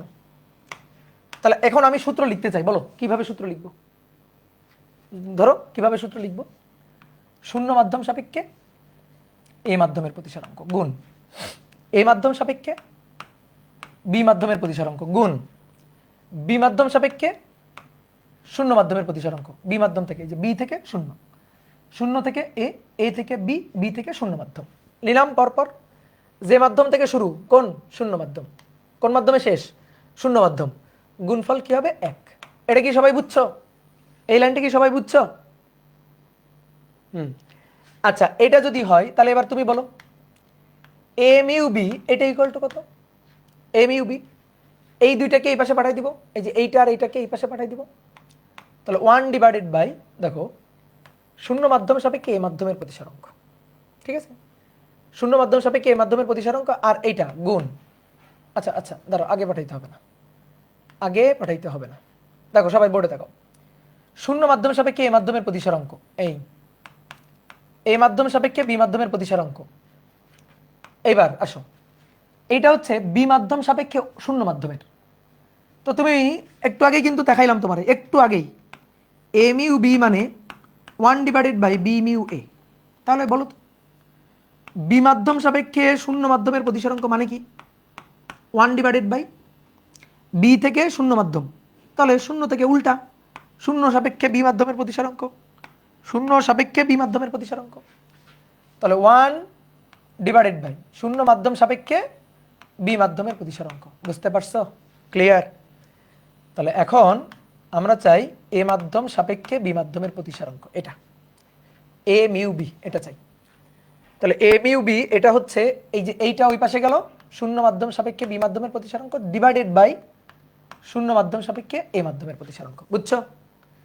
ঠিক আছে? এই যে ধরো এইটুকু সমান সমান এইটার ওই পাশে পাঠাও, এইটার ওই পাশে পাঠালাম, তারপর আমি চাই এইটা, তাহলে এইটা দিয়ে ভাগ, তো সেটা দিলাম। এইবার বলো, যদি শূন্য মাধ্যম সাপেক্ষে কোনো মাধ্যমের প্রতিসারাঙ্ক হয় তাহলে সেটা কি? পরম প্রতিসারাঙ্ক না? পরম প্রতিসারাঙ্ক। তো পরম প্রতিসারাঙ্ক শূন্য মাধ্যম সাপেক্ষে এ মাধ্যমের প্রতিসারাঙ্ক পরম প্রতিসারাঙ্ক মিউ এ, শূন্য মাধ্যম সাপেক্ষে বি মাধ্যমের প্রতিসারাঙ্ক পরম প্রতিসারাঙ্ক মিউ বি লেখা যায়। তাহলে অতএব A mu B equal to, প্রমাণ পাইছি? পাইছি? বি মাধ্যমের পরম প্রতিসারাঙ্ক ডিভাইডেড বাই এ মাধ্যমের পরম প্রতিসারাঙ্ক। তাহলে প্রমাণ ডান। বুঝছো? খুচরো খুচরো সব জিনিসগুলাই কিন্তু দেখাই দিচ্ছি। হয়ে গেল? ক্লিয়ার? এই সূত্রটা কিন্তু ম্যাথ করার জন্য লাগবে। কোনটা? এইটা, এই যে এই সূত্রটা। সবসময় কি করবা? প্রথম মাধ্যম যেটা থাকবে লাস্টে গিয়ে ওই মাধ্যম গুণ করে 1। ঠিক আছে? কত সহজ জিনিস। ওকে, ডান। এইবার আসো, এই যে আমরা এতক্ষণ বলতেছিলাম আলোকীয় ঘন, আলোকীয় ঘন, আলোকীয় ঘন। ভাই আলোকীয় ঘন জিনিসটা কি? আলোকীয় ঘন জিনিসটা কি? আসো, আলোকীয় ঘনত্ব ও ঘনত্ব, আলোকীয় ঘনত্ব ও ঘনত্ব। যেমন আমরা ঘনত্ব বলতে, যেমন মনে করো ধরো পানি, পানির ঘনত্ব, ভর ঘনত্ব, এই ঘনত্ব মানে ভর ঘনত্ব আর কি, ভর ঘনত্ব, এটাকে রো দিয়ে প্রকাশ করি, রো। তো পানির ভর ঘনত্ব রো, এটা হচ্ছে 1000 কেজি পার মিটার কিউব। ঠিক আছে? 1000 কেজি পার মিটার কিউব। আলোকীয় ঘন হচ্ছে মাধ্যমকে, প্রথম কথা হচ্ছে স্বচ্ছ মাধ্যম হইতে হবে প্রতিসারণের জন্য, অস্বচ্ছ মাধ্যম হইলে হবে না। যেমন পানি স্বচ্ছ মাধ্যম, কাঁচ স্বচ্ছ মাধ্যম, তারপিন তেল ধরো স্বচ্ছ মাধ্যম। বুঝতে পারছো? তো এরকম পানির ভর ঘনত্ব হচ্ছে এইটা। আর পানির আলোকীয় ঘনত্ব, আলোকীয় ঘনত্বটা মেজার করা হবে প্রতিসারাঙ্ক দিয়ে। যে মাধ্যমের প্রতিসারাঙ্ক যত বেশি সে তত বেশি আলোকীয় ঘন।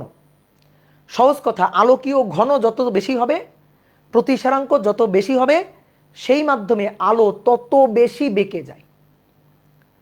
হালকা মাধ্যম থেকে ধরো আলোকরশ্মি ঘন মাধ্যমে যাবে, ধরো শূন্য মাধ্যম থেকে কোনো ঘন মাধ্যমে যাবে, তো শূন্য মাধ্যম থেকে কোনো মাধ্যমে গেলে আলোকরশ্মি যত অভিলম্বের দিকে বেঁকে যাবে সেই মাধ্যম তত বেশি আলোকীয় ঘন, সেই মাধ্যম তত বেশি আলোকীয় ঘন। যে অভিলম্বের দিকে আলোকরশ্মিকে বেশি বাঁকাইতে পারবে। আলোকরশ্মি এক মাধ্যম থেকে অন্য মাধ্যমে গমন করবে, তো গমন করলে যে মাধ্যমে আলোকরশ্মি বেশি বাঁকতে পারবে সে হচ্ছে বেশি ঘন। ধরো এটা হচ্ছে দুই মাধ্যমের বিভেদ তল, দুই মাধ্যমের বিভেদ তল। তো কোনো মাধ্যমে, ধরো কোনো মাধ্যমে আলোকরশ্মি এইভাবে আপতিত হইল, আপতিত রশ্মি একই আছে, এই যে আপতিত রশ্মি, ধরো এটা আয়, এটা হচ্ছে অবিলম্ব, এটা হচ্ছে আপতিত রশ্মি, এটা হচ্ছে আপতিত রশ্মি, এটা একটা মাধ্যম, আর এইটা ধরো আর একটা মাধ্যম। ঠিক আছে? দুইটা মাধ্যম। কোন মাধ্যম আলোকীয় বেশি ঘন? ধরো এই কোণটা 60 ডিগ্রি, তাহলে 60 ডিগ্রি কোণে আপতিত হয়েছে, 60 degree, i i equal to 60 degree.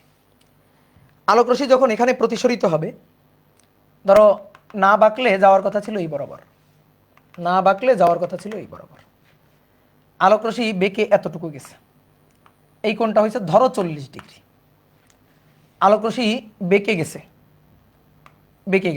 এই কোণটা হয়েছে 30 ডিগ্রি। বলো কোন ক্ষেত্রে আলোক রশ্মি বেশি বাঁকছে? বেশি বাঁকছে কোন ক্ষেত্রে? এই ক্ষেত্রে বেশি বাঁকছে, এই ক্ষেত্রে বেশি বাঁকছে। তাহলে এই মাধ্যমের জন্য, এই যে এই মাধ্যম, ধরো এটা এ মাধ্যম আর এটা বি মাধ্যম, আর এটা ছিল শূন্য মাধ্যম, এটা ছিল শূন্য মাধ্যম। তাহলে শূন্য মাধ্যম থেকে এ মাধ্যমে আলো যাওয়ার সময় আলো যে কোণে বাঁকছে, যতটুকু বাঁকছে তার চেয়ে বি মাধ্যমে আরো বেশি বাঁকছে। এই কারণে প্রতিসরণ কোণের মান কমে গেছে, আলো আরো বেশি বাঁকছে। এটাতে বেশি বাঁকছে বলে এটা বেশি আলোকীয় ঘন, বেশি আলোকীয় ঘন। ঘনত্ব মানে আলোকীয় ঘন, এটার মানে বেশি ঘনত্ব হবে ভর ঘনত্ব তা না, ঠিক আছে? দুইটার মধ্যে পার্থক্য আছে। ঘনত্ব আর আলোকীয় ঘন এই দুইটার কথার আলাদা। ঘনত্ব বলতে আমরা ভর ঘনত্ব বলতে এটা বুঝি, আর আলোকীয় ঘনত্ব বলতে বুঝি আলোক রশ্মিকে কত বেশি বাঁকাইতে পারবে। তাহলে এইটা বেশি আলোকীয় ঘন, বোঝা গেছে? যদি এর প্রতিসারাঙ্ক হয় মিউ এ, বি এর প্রতিসারাঙ্ক যদি হয় মিউ বি, তাহলে অবশ্যই mu B greater than mu এ।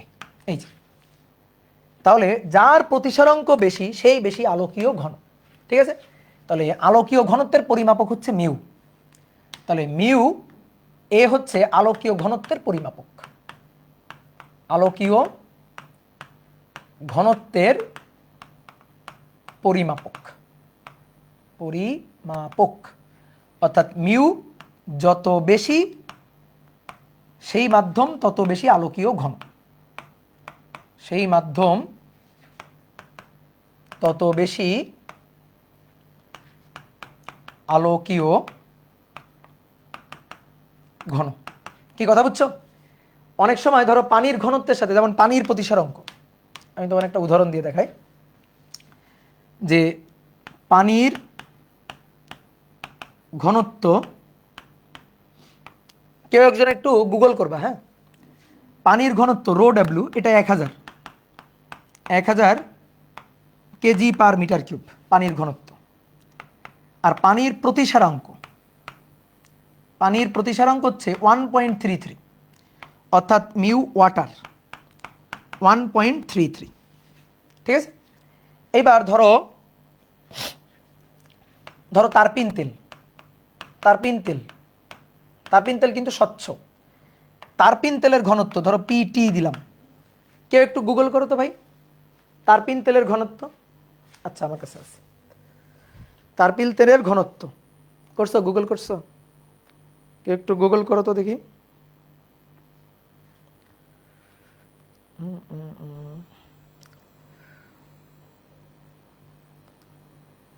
তারপিন তেলের ঘনত্ব,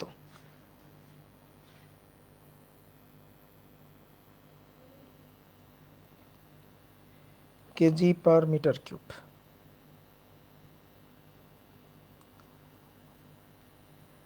তারপিন তেলের ঘনত্ব হচ্ছে 840 কেজি পার মিটার কিউব, ঠিক আছে? আর রিফ্র্যাক্টিভ ইন্ডেক্স অফ তারপিন তেল,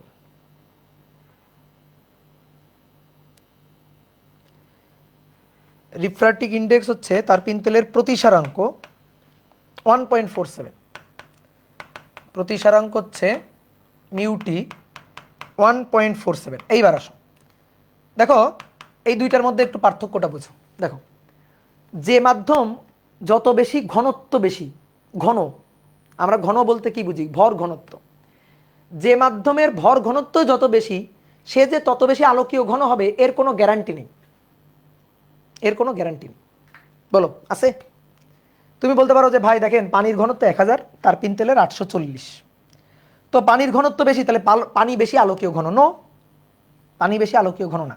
হ্যাঁ, পানির ঘনত্ব রো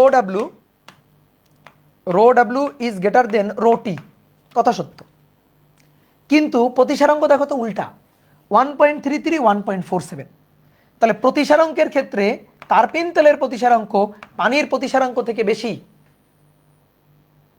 কি কথা বুঝছো? তারপিন তেলের প্রতিসারাঙ্ক কি পানির প্রতিসারাঙ্ক থেকে বেশি। তাহলে আমি যদি প্রশ্ন করি কোনটি বেশি ঘন, কোনটি বেশি ঘন, এই প্রশ্নের উত্তরে হবে পানি।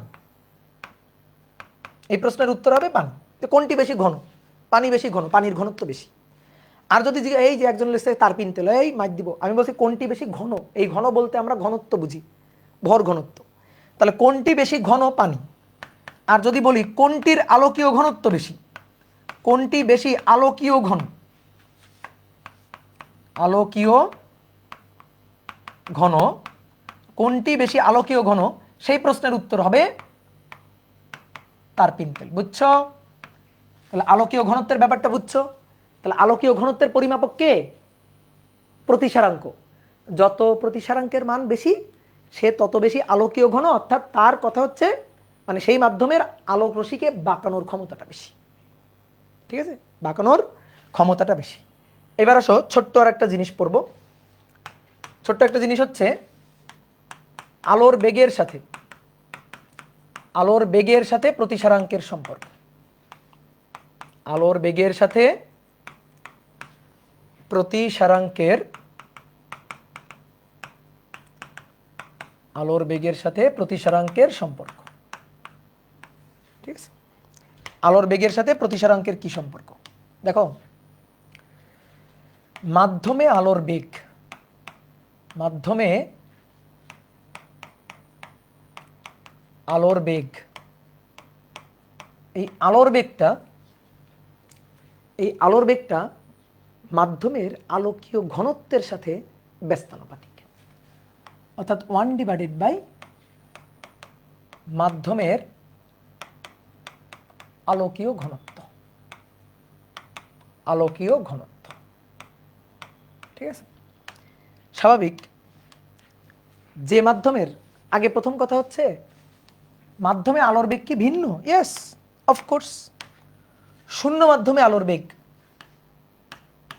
শূন্য মাধ্যমে, শূন্য মাধ্যমে আলোর বেগ সবচেয়ে বেশি, c0, 3 × 10⁸ মিটার/সেকেন্ড। এটা হচ্ছে শূন্য মাধ্যমে আলোর বেগ। কিন্তু যদি পানি মাধ্যম, কাঁচ মাধ্যম, এই সকল মাধ্যমে যদি আলোর বেগ হয়, অন্য কোনো মাধ্যমে, অন্য কোনো, দেখো শূন্য মাধ্যম সবচেয়ে আলোকীয় হালকা, শূন্য মাধ্যম, শূন্য মাধ্যমের চেয়ে আলোকীয় হালকা মাধ্যম নাই। শূন্য মাধ্যম হচ্ছে সবচেয়ে আলোকীয় হালকা। ঠিক আছে, শূন্য মাধ্যম সবচেয়ে আলোকীয় হালকা। তো শূন্য মাধ্যমে আলোর বেগটা সবচেয়ে বেশি। এবার শূন্য মাধ্যম ব্যতীত অন্য যে কোনো মাধ্যম, ধরো পানি মাধ্যম, কাঁচ মাধ্যম, তারপিন তেল মাধ্যম, তাহলে এই মাধ্যমের আলোকীয় ঘনত্ব শূন্য মাধ্যমের থেকে বেশি। এই কারণে ওই মাধ্যমগুলোতে আলোর বেগ কম। তাহলে অন্য কোনো মাধ্যমে, কোনো মাধ্যমে আলোর বেগ, আলোর বেগ সি, সেইটা অবশ্যই c0 থেকে কম হবে। তাহলে এবার কথা হচ্ছে কি কত কম হবে? ঠিক আছে, ধরো পানির কথা বললাম আর তারপিন তেলের কথা বললাম। তারপিন তেল কোন মাধ্যমে আলোর বেগ? অবশ্যই দুই মাধ্যমে আলোর বেগ শূন্য মাধ্যম থেকে কম। কোন মাধ্যমে বেশি কম? কোন মাধ্যমে বেশি কম? অবশ্যই শূন্য মাধ্যম থেকে পানিতেও আলোর বেগ কম, তারপিন তেলেও আলোর বেগ কম। কথা হচ্ছে কোন মাধ্যমে বেশি কম? এই দুটোর মধ্যে যে মাধ্যম বেশি আলোকীয় ঘন, যে মাধ্যম বেশি ঘন সেই মাধ্যমে বেগটা কম। তাহলে এই দুই মাধ্যমের মধ্যে কোনটা বেশি আলোকীয় ঘন? কোনটা আলোকীয় ঘন? একটু আগেই দেখলাম এর হচ্ছে 1.47, এর 1.33। প্রতিসারাঙ্ক কার বেশি? তারপিন তেলের প্রতিসারাঙ্ক বেশি। তারপিন তেলের প্রতিসারাঙ্ক বেশি, বেশি আলোকীয় ঘন, বেগ বেশি কম। শূন্য মাধ্যমে সবচেয়ে বেশি, অন্য যে কোনো মাধ্যমে আলোর বেগ শূন্য মাধ্যম থেকে কম। এবার কোন মাধ্যমে বেশি কম হবে সেটা কিভাবে মানে নির্ভর করবে? কিসের উপর নির্ভর করবে? আলোকীয় ঘনত্বের উপর। যে মাধ্যম যত বেশি আলোকীয় ঘন হবে সেই মাধ্যমে বেগ তত কম হবে। এখন কথা হচ্ছে ভাই একটু ফিল করতে চাই। দেখো আমি তোমার জাস্ট একটা ফিল করার জন্য বা মনে রাখার জন্য একটা উদাহরণ বলতেছি। ধরো তোমাকে বলা হইলো তুমি দৌড়াও, রাস্তা ফাঁকা, শূন্য মাধ্যম, রাস্তা ফাঁকা, তুমি দৌড় দিছো, তুমি যে বেগে দৌড়াইতে পারবা। এবার মনে করো বন্যা হয়ে গেছে, বন্যা হয়ে গেছে, রাস্তায় পানি জমে গেছে, হাঁটু সমান পানি। এবার বলা হলো দৌড়াও। তাহলে আগে ছিল হালকা মাধ্যম, শূন্য মাধ্যম, দৌড় দিছিলা, সাই করে ছুটে গেছিলা, এখন বন্যার পানি জমে রাস্তা ব্লক হয়ে গেছে, এর মধ্যে যদি তোমাকে বলা হয় দৌড়াও, তো তুমি কি আগের মতো দৌড়াইতে পারবা, আগের বেগে দৌড়াইতে পারবা? ভালো করে বুঝিও। তাহলে ঘন মাধ্যমে বেগটা কমে যাচ্ছে না তোমার? মাধ্যম যত ঘন হচ্ছে সেই মাধ্যমে বেগটা তত কমে যাচ্ছে। তো এই আলোর বেগ সেই মাধ্যমের আলোকীয় ঘনত্বের সাথে ব্যস্তানুপাতিক সম্পর্ক। তাহলে আলোর বেগ সি আর মাধ্যমের আলোকীয় ঘনত্ব তার পরিমাপক হচ্ছে মিউ। তাহলে মিউ এর সাথে ব্যস্তানুপাতিক সম্পর্ক। কি কথা বোঝা গেছে? তাহলে দেখো দেখো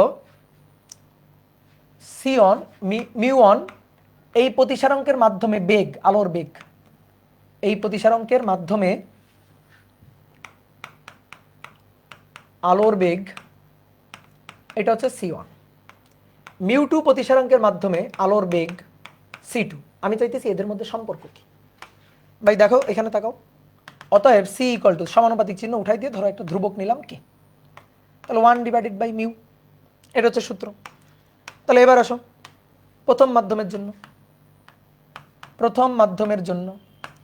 তাহলে প্রথম মাধ্যমের জন্য C1 K 1/μ1। দ্বিতীয় মাধ্যমের জন্য, দ্বিতীয় মাধ্যমে আলোর বেগ C2, তাহলে K 1/μ2, এবার ভাগ করে দাও। তাহলে অতএব C1/C2, K K কাটাকাটি গেল, μ2/μ1। বুঝতে পারছো?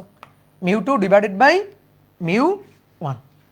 তাহলে সি এর সাথে মিউ এর সম্পর্ক ব্যস্তানুপাতিক, তাহলে ব্যস্তানুপাতিক বলে C1/C2 μ2/μ1। কি ক্লিয়ার? অর্থাৎ কোন মাধ্যমে, এটা এইভাবেও মাথায় রাখা যায়, কোন মাধ্যমে বেগ এবং সেই মাধ্যমের প্রতিসারাঙ্কের গুণফল ধ্রুবক। দেখো C1 μ1, C2 μ2। তাহলে মাধ্যমে বেগ, মাধ্যমে আলোর বেগ, কেউ চাইলে এভাবেও মনে রাখতে পারো যে মাধ্যমে আলোর বেগ এবং কাজী রাকিবুল ফোন দিচ্ছে কেন হয়,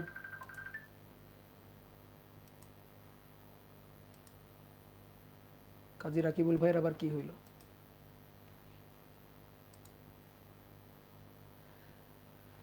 ওকে দাদা ক্লাস শেষ করেন? এই তো শেষ, ক্লাস শেষ। তাহলে কোন মাধ্যমে আলোর বেগ এবং সেই মাধ্যমের প্রতিসারাঙ্ক, সেই মাধ্যমের প্রতিসারাঙ্ক এর গুণফল কি থাকবে? ধ্রুবক। কি বুঝছো? এর গুণফল থাকবে ধ্রুবক। ওকে শেষ, আমাদের পড়া আজকে শেষ। তাহলে আমরা এবার আসো একটা সূত্র একসাথে লিখব সবাই মিলে। এ মাধ্যম সাপেক্ষে বি মাধ্যমের প্রতিসারাঙ্ক, এটা ইকুয়াল টু মিউ বি, প্রথমে এটা লিখি sine I by sine r. Okay, তারপরে mu B divided by mu A. Okay, এটা চাইছি, এটা দেখছি, এ মিউ বি মানে mu B by mu A, এটাও দেখছি। এবার একটু আগে মিউ এর সাথে সি এর সম্পর্ক ব্যস্তানুপাতিক, তাহলে C A by C B. কি ক্লিয়ার? আমরা তরঙ্গের চ্যাপ্টারে একটা সূত্র পড়ছিলাম, মনে আছে? V equal to F lambda. First ইয়ারে পড়ছো? পড়ছো? এটা কমেন্ট করো, পড়ছো? ওকে, ভি কি? বেগ। তাহলে আলোর ক্ষেত্রে এই বেগটা জায়গা দখল করবে সি, সি ইকুয়াল টু হবে F lambda. C equal to আলোর বেগের জায়গায় আগে ছিল তরঙ্গ বেগ, আলো কিন্তু তরঙ্গ, আলো কিন্তু তরঙ্গ, ঠিক আছে? আলোক তরঙ্গ। তো আলোক তরঙ্গের ক্ষেত্রে আলোর বেগ সি ইকুয়াল টু আলোর কম্পাঙ্ক, আলোর তরঙ্গ দৈর্ঘ্য। কেমিস্ট্রিতে পড়ছো না? বিভিন্ন বর্ণের আলোর তরঙ্গ দৈর্ঘ্যের দৃশ্যমান আলো, অবলোহিত, রেডিও ওয়েভ, এরকম তরঙ্গ, তরঙ্গ দৈর্ঘ্য দেখছো না? তো এরকম C equal to F lambda. তাহলে C equal to F lambda. তাহলে শোনো সবাই বোর্ডে তাকাও, F lambda A divided by F lambda B. ঠিক আছে, F lambda A divided by F lambda B. এখানে লিখি C A by C B equal to C equal to F lambda A F lambda B, F F কাটাকাটি। তাহলে C A by C B equal to lambda A by lambda B. ভাই F কেন কাটলেন? বলতেছি F কেন কাটলাম বলতেছি। F কাটাকাটি, তাহলে পড়ে থাকলো কি? Lambda A divided by lambda E, 1 divided by, এটা কি ছিল? এ মিউ বি, তাহলে 1 divided by B mu A. তাহলে আজকে আমাদের শেখার জিনিস হচ্ছে এইটা, বুঝতে পারছো? আজকে আমরা এটা শিখলাম, এই হচ্ছে আমাদের প্রতিসরণের সূত্র। তাহলে সুন্দর করে এটা মাথায় রাখবো। প্রতিসরণের সূত্র। ঠিক আছে, আমাদের পড়া আজকের পড়া শেষ। ঠিক আছে, এইবার তোমার আমি একটা হোমওয়ার্ক দিব এবং তার আগে আরেকটা জিনিস বলি যে ভাই এফ কেটে দিলেন কেন? ভাই এফ কাটলেন কেন? এফ দেখো, তুমি শব্দ তরঙ্গের ক্ষেত্রে তুমি পড়ছো না শব্দ তরঙ্গ? শব্দ তরঙ্গের চ্যাপ্টারে ধরো একটা সুর শলাকা, এই যে একটা সুর শলাকা, এই সুর শলাকা তোমরা যারা ল্যাবে এক্সপেরিমেন্ট করছো বা ল্যাবে সুর শলাকা দেখছো, ভাই এই সুর শলাকার ফ্রিকোয়েন্সি ফিক্সড, ইনস্ট্রুমেন্ট হইলে ফ্রিকোয়েন্সি ফিক্সড, এফ ফিক্সড। এবার V equal to F lambda. দেখি তোমরা বলো তো কখন কোনটা চেঞ্জ হয়? বলো তো V equal to F lambda, এই সূত্রে ম্যাথ করতে গিয়ে তোমরা করছো, কখন কোনটা চেঞ্জ হয়? ভি কি? ভি হচ্ছে মাধ্যমে তরঙ্গ বেগ। কিসে? মাধ্যমে তরঙ্গ বেগ। মাধ্যম চেঞ্জ হলে চেঞ্জ হয়। যেমন শব্দ তরঙ্গের কথা চিন্তা করো, বায়ুতে শব্দের বেগ, পানিতে শব্দের বেগ সেম না? আলাদা। মাধ্যম আলাদা, বেগ আলাদা। ম্যাথ করার জন্য এগুলো কিন্তু খুব কাজে লাগবে, শুনে রাখো। মাধ্যম চেঞ্জ হলে বেগ চেঞ্জ হবে, মাধ্যম পরিবর্তন হলে ভি চেঞ্জ হবে, ঠিক আছে। এইবার আসো, এফ কখন চেঞ্জ হবে? এফ ডিপেন্ড করে ইনস্ট্রুমেন্টের উপর। তোমরা দেখবা তোমাদের ল্যাবে, কলেজের ল্যাবে যাবা, কলেজের ল্যাবে গিয়ে দেখবা এই যে সুর শলাকা টিউনিং ফর্ক যেগুলো আছে, এই টিউনিং ফর্কগুলার গায়ে লেখা আছে, কোনোটার গায়ে লেখা আছে 512 হার্টজ। 512 হার্টজ মানে এটারে তুমি যত বড় হাতুড়ি দিয়ে বাড়ি দাও না কেন, ফ্রিকোয়েন্সি 512 ফিক্সড। ঠিক আছে, ফিক্সড। ঠিক আছে, কোনো একটা দেখবা লেখা আছে 1024 হার্টজ, অর্থাৎ frequency F fixed. Frequency depend করে ইনস্ট্রুমেন্টের উপর। কিসের উপর? ইনস্ট্রুমেন্টের উপর। ধরো বাঁশি, একটা নির্দিষ্ট ফ্রিকোয়েন্সি। একটা ঢোলে বাড়ি দিবা, ঢোল, তার একটা নির্দিষ্ট ফ্রিকোয়েন্সি। তাহলে এফ হচ্ছে ইনস্ট্রুমেন্টের উপর, অর্থাৎ শব্দ উৎসের উপর। শব্দ উৎস চেঞ্জ হলে এটা চেঞ্জ হবে, শব্দ উৎস পরিবর্তন হলে। ঠিক আছে, শব্দ উৎস ব্র্যাকেটে বোঝার জন্য লিখে রাখতেছি, instrument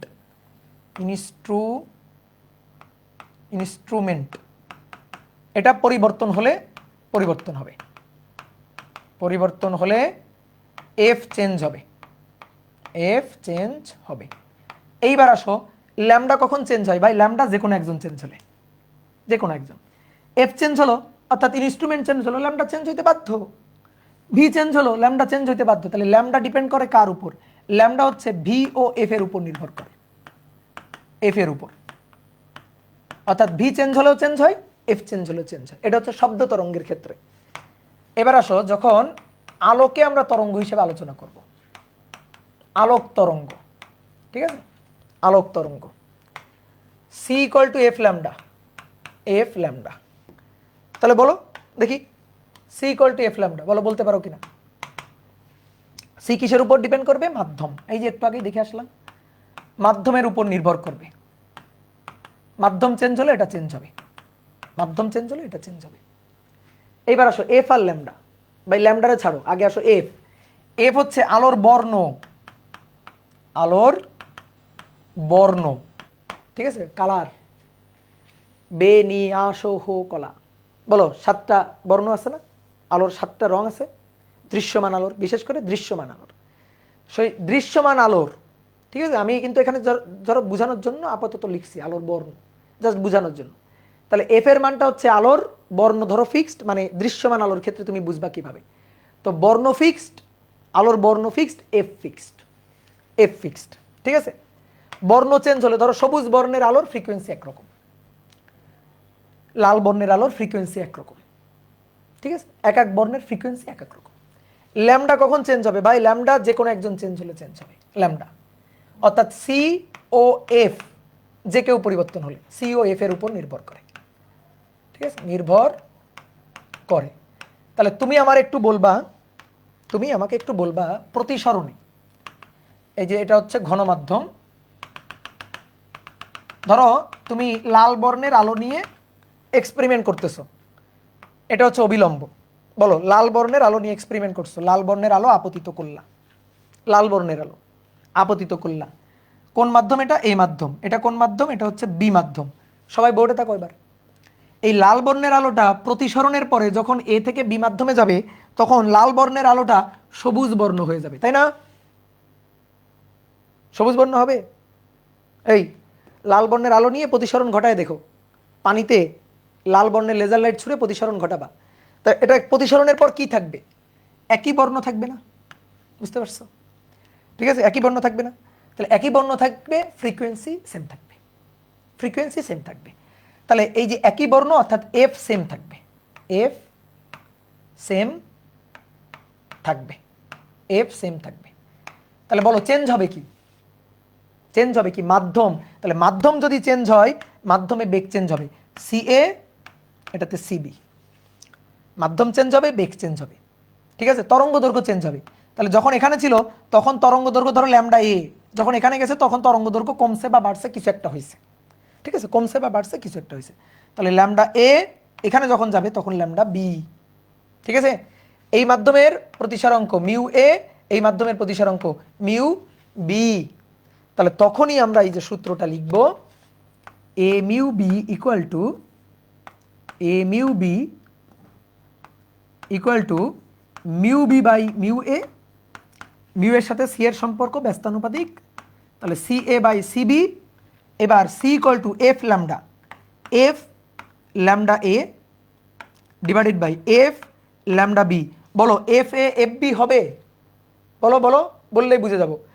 F A F B হবে না, কারণ বর্ণ একই, কালার একই, তাহলে এফ সেম থাকবে। তাহলে এফ যদি সেম থাকে, এফ যদি সেম থাকে, এই যে এফ এফ কাটাকাটি গেল, তাহলে ল্যামডা এ ল্যামডা বি। বুঝছো? তো এটাই আমি এখানে লিখছিলাম।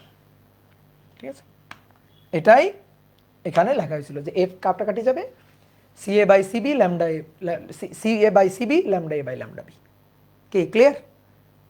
ওকে, বোঝা গেছে? ডান। এবার একটা হোমওয়ার্ক দিব, দেখি তোমরা কেমন পারো। একটা জাস্ট হোমওয়ার্ক, এবং এটা আলোর অধ্যায়ের কোনো ম্যাথই না, এটা তোমাদের করে রাখতে বলবো, তোমরা কালকে করবা এটা।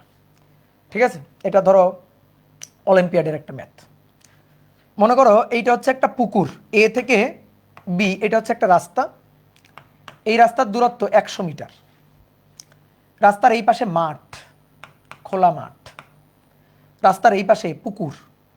ঠিক আছে, এখানে এটা হচ্ছে পুকুর, এই যে পুকুরে পানি, পুকুরে পানি।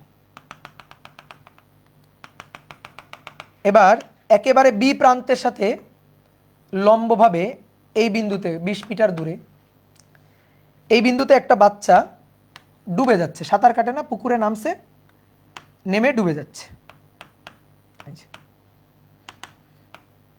ঠিক আছে, ডুবে যাচ্ছে এখানে পুকুরে। তো এখন বলতেছে বাঁচাও বাঁচাও করে চিৎকার করতেছে।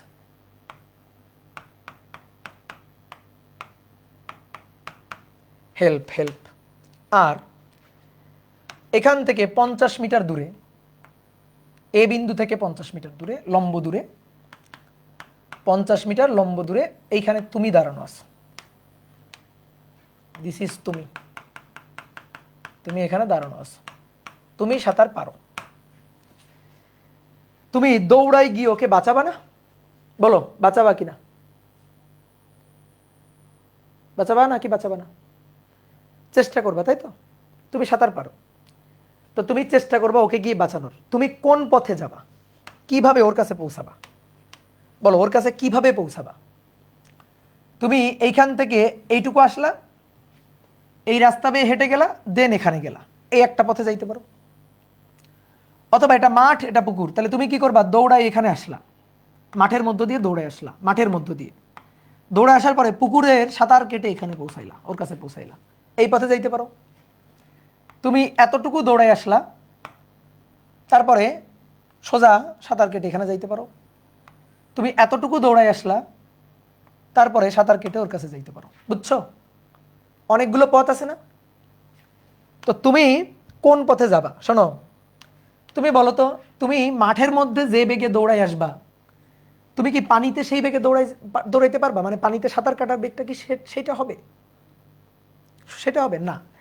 তুমি মাঠের মধ্যে দৌড়ায় আসতে পারো 20 মিটার/সেকেন্ড বেগে, ঠিক আছে, মাঠে দৌড়াইতে পারো। কিন্তু পানিতে, পানির মাধ্যমে এখানে দৌড়াইতে পারো বা সাঁতার কাটতে পারো 10 মিটার/সেকেন্ড বেগে। ভালো করে বুঝো। এবার তোমার মনে হইতে পারে যে ভাই আমি এটা করব, দেখেন এই বিন্দু আর এই বিন্দু সোজা দৌড় দিব, এই যে সোজা দৌড় দিব, ঠিক আছে। একটা জিনিস শোনো, ভালো করে শোনো, এটা তো মাঠ আর এটা হচ্ছে পুকুর। মাঠে যে বেগে যাইতে পারো, পুকুরে সেই বেগে সাঁতার কাটতে পারো না। তো শোনো, সোজা দৌড় দিলেই, আমি তোমার হিন্ট দিয়ে দিচ্ছি, সোজা তুমি দৌড় দিতে পারো কিনা আমি জানি না, তবে সোজা দৌড় দেওয়ার এই রাস্তাটাতে তুমি সবচেয়ে কম সময়ে ওর কাছে পৌঁছাইতে পারবে না। বলো তো তোমার টার্গেট কি হওয়া উচিত? ও হেল্প চাইতেছে, ডুবে যাইতেছে, তো তোমার টার্গেট হওয়া উচিত ওর কাছে সবচেয়ে কম সময়ে পৌঁছানো। এটা টার্গেট হওয়া উচিত, সবচেয়ে দ্রুত, ফাস্টেস্ট সময়ে এর কাছে পৌঁছানো। তো তুমি তো সেই চেষ্টাটাই করবা, সবচেয়ে দ্রুত সবচেয়ে কম সময়ে এর কাছে পৌঁছানো ট্রাই করবা। তো প্রশ্ন হচ্ছে তুমি কোন পথে গেলে, কিভাবে গেলে ওর কাছে সবচেয়ে কম সময়ে পৌঁছাইতে পারবা। সেটা কি সোজা এই পথ হবে? আমি জানি না হবে কিনা, এটাই তোমার কাজ বের করা, ঠিক আছে। আমি জানি না হবে কিনা। তাহলে তুমি সবচেয়ে কম সময়ে ওর কাছে কিভাবে পৌঁছাবা, ওর কাছে কোন পথে পৌঁছাবা, ঠিক আছে। এটা হচ্ছে তোমার কাছে প্রশ্ন। যেমন ভাই কি বের করব, ধরো এখান থেকে এইখানে আসলা, তাহলে এইটুকু হচ্ছে ধরো ধরো 30 মিটার, তাহলে বাকিটুকু 70। তাহলে তুমি বলবা যে ভাই আমি এখান থেকে এইটুকু দৌড়ায় আসবো, এই যে 30 মিটার পর্যন্ত মাঠের মধ্য দিয়ে আসবো, বাকি 70 মিটার পানিতে সাঁতার কেটে যাব, হতে পারে। আবার বলতে পারো না ভাই ধরেন আমি একেবারে ডিরেক্ট সরল রেখা টান দিলাম, এই যে সরল রেখা টান দিলাম, তো সরল রেখা টান দিলে এটা 50, ঠিক আছে, বের করবা। আমি জানি না কত হয়, এটা কত হয়, এটা এটা ঠিক আছে, এটা তো দেওয়াই আছে 50, এটা কত হয় সেটা বের করবা। যে ভাই আমি এতটুকু গেলাম হচ্ছে মাঠের মধ্য দিয়ে, বাকি এতটুকু গেলাম হচ্ছে পুকুরের মধ্য দিয়ে সাঁতার কেটে, এই পথে যাইতে পারি, ওকে, সেটাই তুমি বের করবা। তো এটাই হচ্ছে তোমার হোমওয়ার্ক। এবং যে পারবে, অনেস্টভাবে যে পারবে, কোনো চ্যাট জিপিটির হেল্প না নিয়ে, ঠিক আছে, সে গ্রুপে পোস্ট করবা। আর ডিজনেসভাবে করলে গ্রুপে পোস্ট করার দরকার নেই, ঠিক আছে। আমাদের পাবলিক গ্রুপে অপূর্ব ফিজিক্সের যে গ্রুপটা আছে সেই গ্রুপে এটা পোস্ট করবা, ঠিক আছে, আমি দেখব।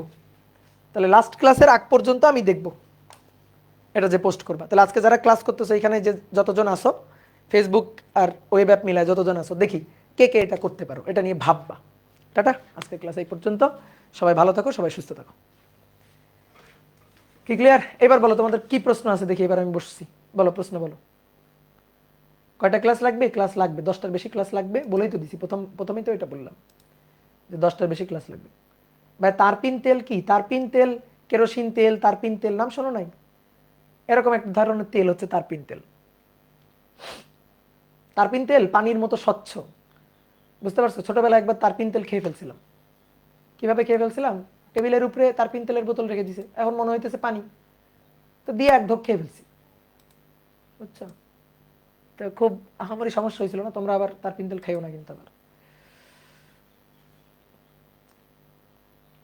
আগের 2টা স্লাইডে যান। আগের স্লাইডে যাইতে হবে না, বলো, আমি বুঝি, তুমি বললেই হবে। দাদা দাদা দাদা, কি যেন একজন কি কমেন্ট করলাম, বগুড়া বগুড়া কি দেখলাম না। দাদা আপনার ক্লাস করে সারাদিন বায়োলজি পড়ি, ফিজিক্স পড়ি, বায়োলজি পড়ি না। বায়োলজি কেউ পড়ে নাকি? বায়োলজি পড়া লাগে নাকি? দাদা ঘনত্ব বেশি হলেও আলোকীয় ঘনত্ব বেশি হলো না কেন? আলোকীয় ঘনত্ব আর ঘনত্ব দুটো তো আলাদা জিনিস, ঠিক আছে। আলোকীয় ঘনত্ব হচ্ছে সেই ধর্ম যা আলোক রশ্মিকে বাঁকায় দিতে পারে, অবিলম্বের দিকে বাঁকায় দিতে পারে। দাদা ঘনত্ব বেশি হলে আলোকীয় ঘনত্ব, আচ্ছা একই প্রশ্ন আর একবার পড়ে ফেলছি। আলোর বেগ তো ধ্রুব, তাহলে মাধ্যম ভেদে আলোর বেগ আলাদা কেন? কে বলছে তোমার আলোর বেগ ধ্রুব? শূন্য মাধ্যমে আলোর বেগ ধ্রুব। অবশ্যই মাধ্যম চেঞ্জ হলে আলোর বেগ তো চেঞ্জ হবে, অবশ্যই। আলোর বেগ ধ্রুব মানে কি? শূন্য মাধ্যমে আলোর বেগ ধ্রুব। মাধ্যম যদি চেঞ্জ করো, পানি মাধ্যম, কাঁচ মাধ্যম, আলোর বেগ তো আলাদা আলাদা হবেই, কম বেশি, একটু কম বেশি হবেই। দাদা বগুড়া কবে আসবেন? বগুড়ায় যে কালকে যাব, কালকে শুক্রবার, কালকে যাব বগুড়া, দেখি কি অবস্থা বগুড়ার। ওকে, টাটা, আজকে এই পর্যন্ত, বাই।